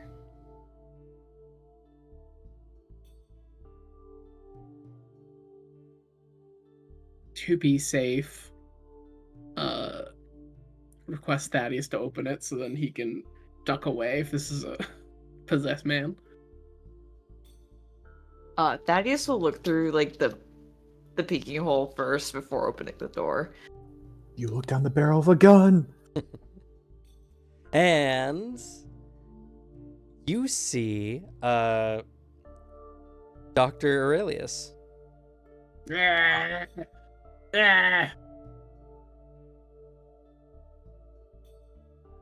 If he doesn't look like he has a weapon obviously on him, I will slowly open the door. I'll just crack it just a little bit and ask who he is. The only thing you see him holding is a bouquet of flowers. What kind of flowers? A Does bunch it have a of gun? whoopsie daisies. Some like light blue, goodness. They're like the kind of flowers you bring to someone to get well. This motherfucker gay as hell. Doesn't even know flowers. I know. What kind of DM? I want to say like poppies. Okay. But There's anyway. the blue daisies too. Yeah, there's that too. Daisy's is a good one. I can't wait for Ethan to watch another man open Dr. Hawthorne's door and just have a flash of jealousy. Who are you? No. So you're living here now? You live here. Really? For peak tension, it's that flash of jealousy that like he doesn't know why he felt that. No, so you open the door. And you're like, who is it? And he says, oh, just a worried coworker of Mr. Hawthorne here. I just wanted to give him some flowers to see how well he was doing. Oh I've heard of wow, the thank terrible you. accident. You shouldn't have. From behind. I can see that at least it hasn't taken your ability to speak. We are all so blessed. I'm quite fortuitous. Lucked out a lot. Do you know this guy? He just says in a whisper. Yes, sadly. Okay. Phew.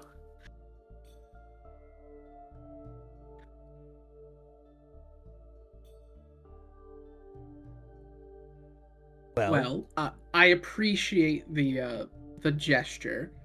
It's like, I guess, it tentatively takes it. He's just kind of holding whatever flowers just limply. He gives you a bright smile. I give him a scowl. I was just so worried when I heard about what happened to you, Dr. Hawthorne. So I figured when I had some free time, I was gonna come by and give you some get well flowers. And I gotta say, you look pretty good for a man who was in a car accident just last week. It's all the exercise. Keeps your body recovering quickly. And we know you love your exercise. Just look at those muscles.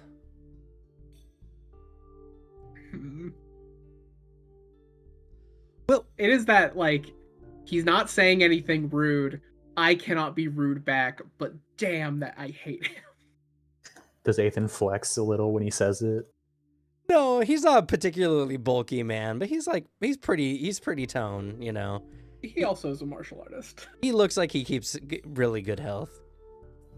He's that kind where he's like a weak little scholar boy, and then he takes off his shirt, and you're like, whoa, damn! Anyway, this is all I wanted to stop by and say, though I think someone's watching your house. Over there. He kind of motions over. I'll take a peek. I'm sure you wouldn't see them from this distance, but they seem to be hiding. Just figured you would know. All right, have a good day. And he turns around and walks off. You And- as well, That's where we're gonna end it for today. dog.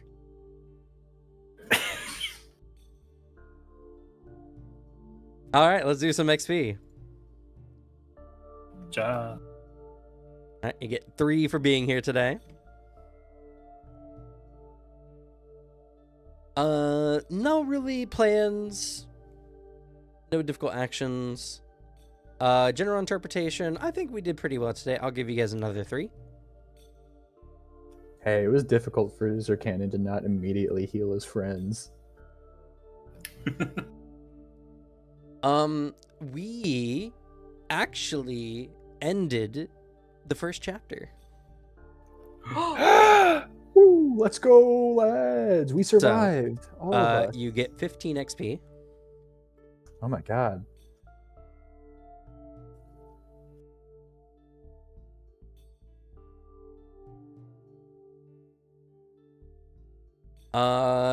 Player awards. The only one that really came up was the face award that goes to Juniper.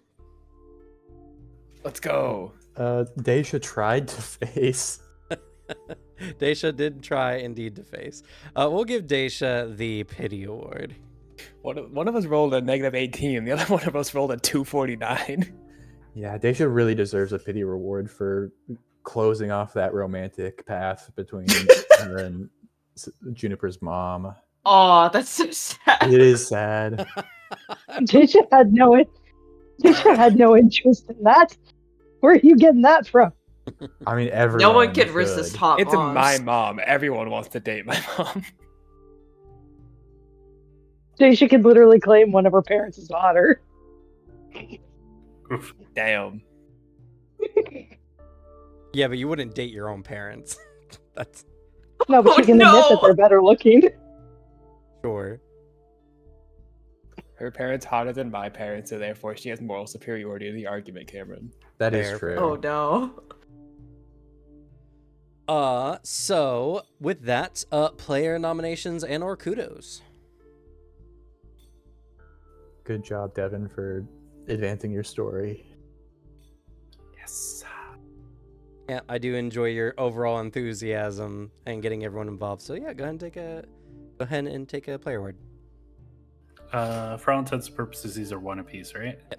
All player awards in Anima are 1 apiece.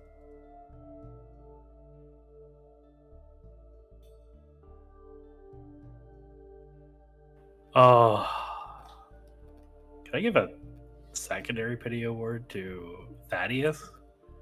That boy is going through it right now. Survivor's guilt for people who didn't die. It's crazy. You know what? Yeah, I do like how you keep touching back on your character's guilt about what happened. So yeah, go ahead and take a player award there, Thaddeus. Oh, thank you.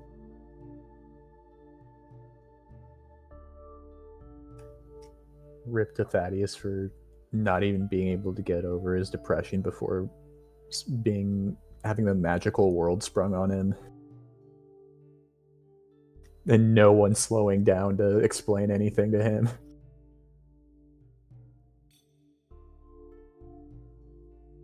He's not the brightest either, so that doesn't help either. So he's just like, oh. It's okay. We Catching just don't know every what fifth books he word. reads. It's fine. He really is a jock. Any other player nominations in our kudos?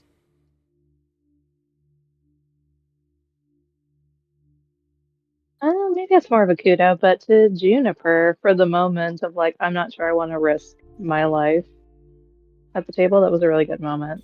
Genuinely fair reaction. Yeah. I agree. Go ahead, Juniper, take a player award. Everyone Hey. thinks they're a badass until they're sitting there with a hot potato in their lap. Yeah, I mean, that would be a very life-changing moment right there. Life-ending for pie. most, but you know.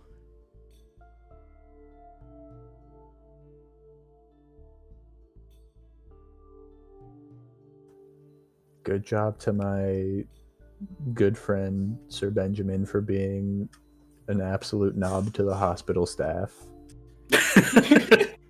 Just a dickhead. It's funny. Yeah. It's understandable because it means he could die, but at the same time, it's just funny. Because we've definitely been in Literally. situations where we watch somebody be horrible to somebody else in like customer service, and we're just like, Jesus fucking Christ. Yeah, Yeah, you would. next time someone's rude to you at work, maybe think about the fact that you could literally kill them with a glance. True. You know, I never thought about it like that. I'm honestly privileged.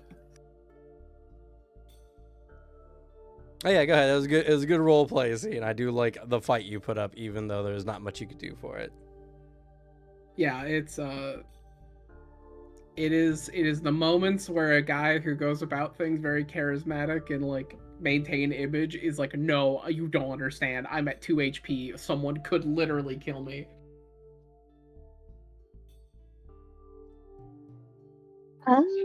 I'd say also kudos to Zerkanon. You finally got to heal people. Yeah. You know, yeah, I do like Yeah. Zerkanon through a lot of this. You were very active, and just watching your character just be like, oh, I want to heal them. Oh, I can't. Oh, it was pretty good. So go ahead and take a player award. I am never going to a hospital again, by the way. Unless No. second Unless grenade. Second grenade, unless I'm dragged there unconscious again. I have a private practitioner now. I have a private doctor. Zerkanon, please come to my secluded manor and use magic. It would work. It's very effective.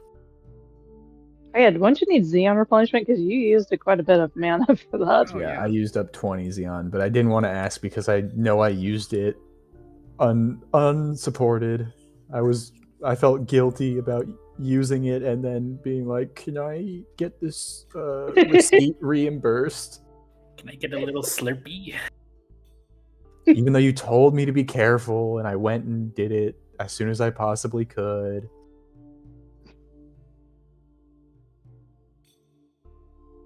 I don't know how Xeon actually works, so I don't know how much 20 is for you. Oh, it's a good chunk, but I can get that back pretty easily. I haven't really been casting magic, so as of right now, it's not a big hit to me. All right, I shall replenish. I'd also like to give a player award to Daisha. Good job using one of the idioms that I created. Yeah, I enjoyed got that. that reference. I got that reference. I got that. Really reference. dig to use that idiom, and thankfully, Booter handed it right to me. It was the perfect moment. And also, I liked your overall paranoia. It was really good. You were the most justifiably paranoid character here.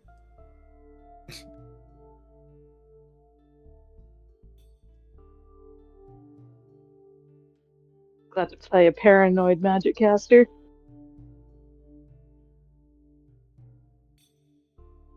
Any other nominations and/or kudos?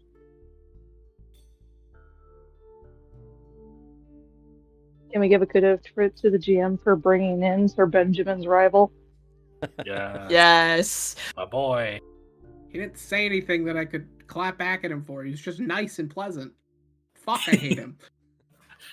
But you know that smile was malicious. 100%. But And you then can't prove it. he dropped like some info. I don't know who's watching me. That's fucked up.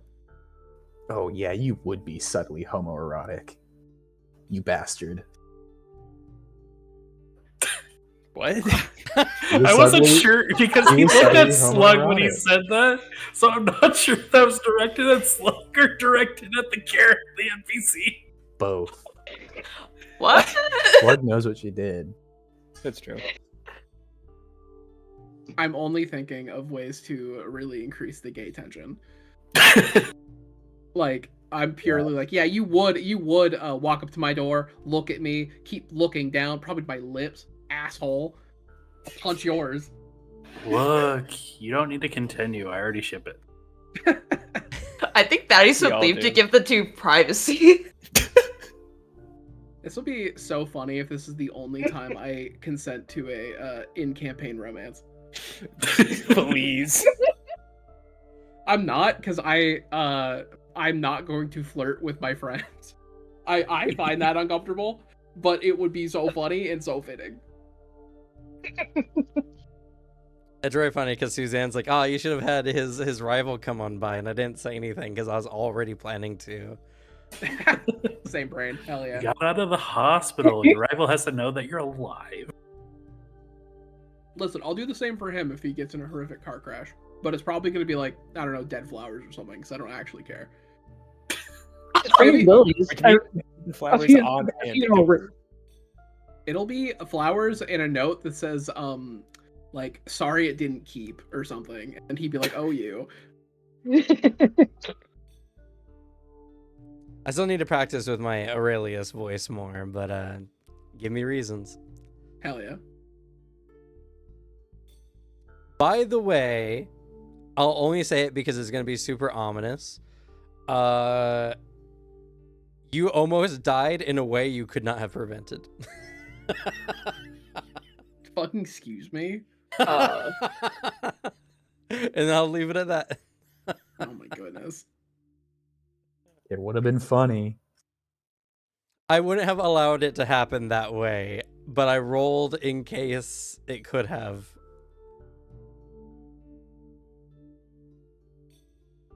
Someone's about to try to kill me again.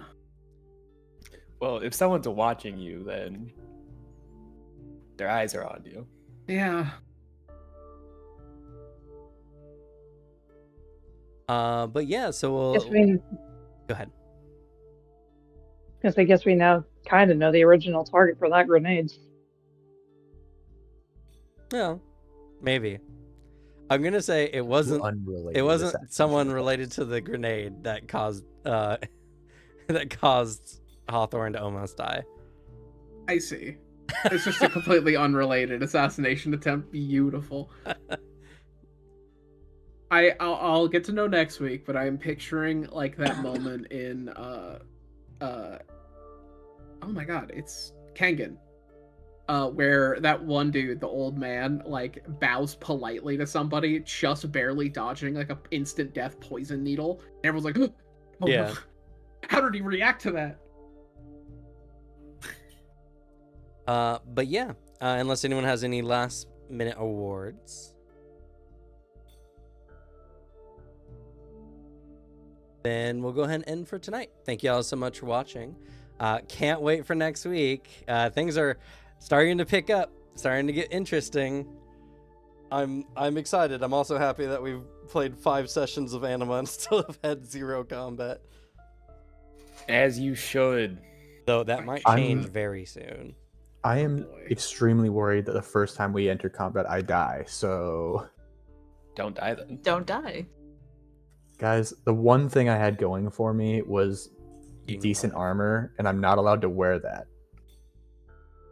Skill issue. It's kind of how Anima be, to be honest. Yeah. But all right, we'll go ahead and say goodnight. Good night. Good night, everyone. Nighty night.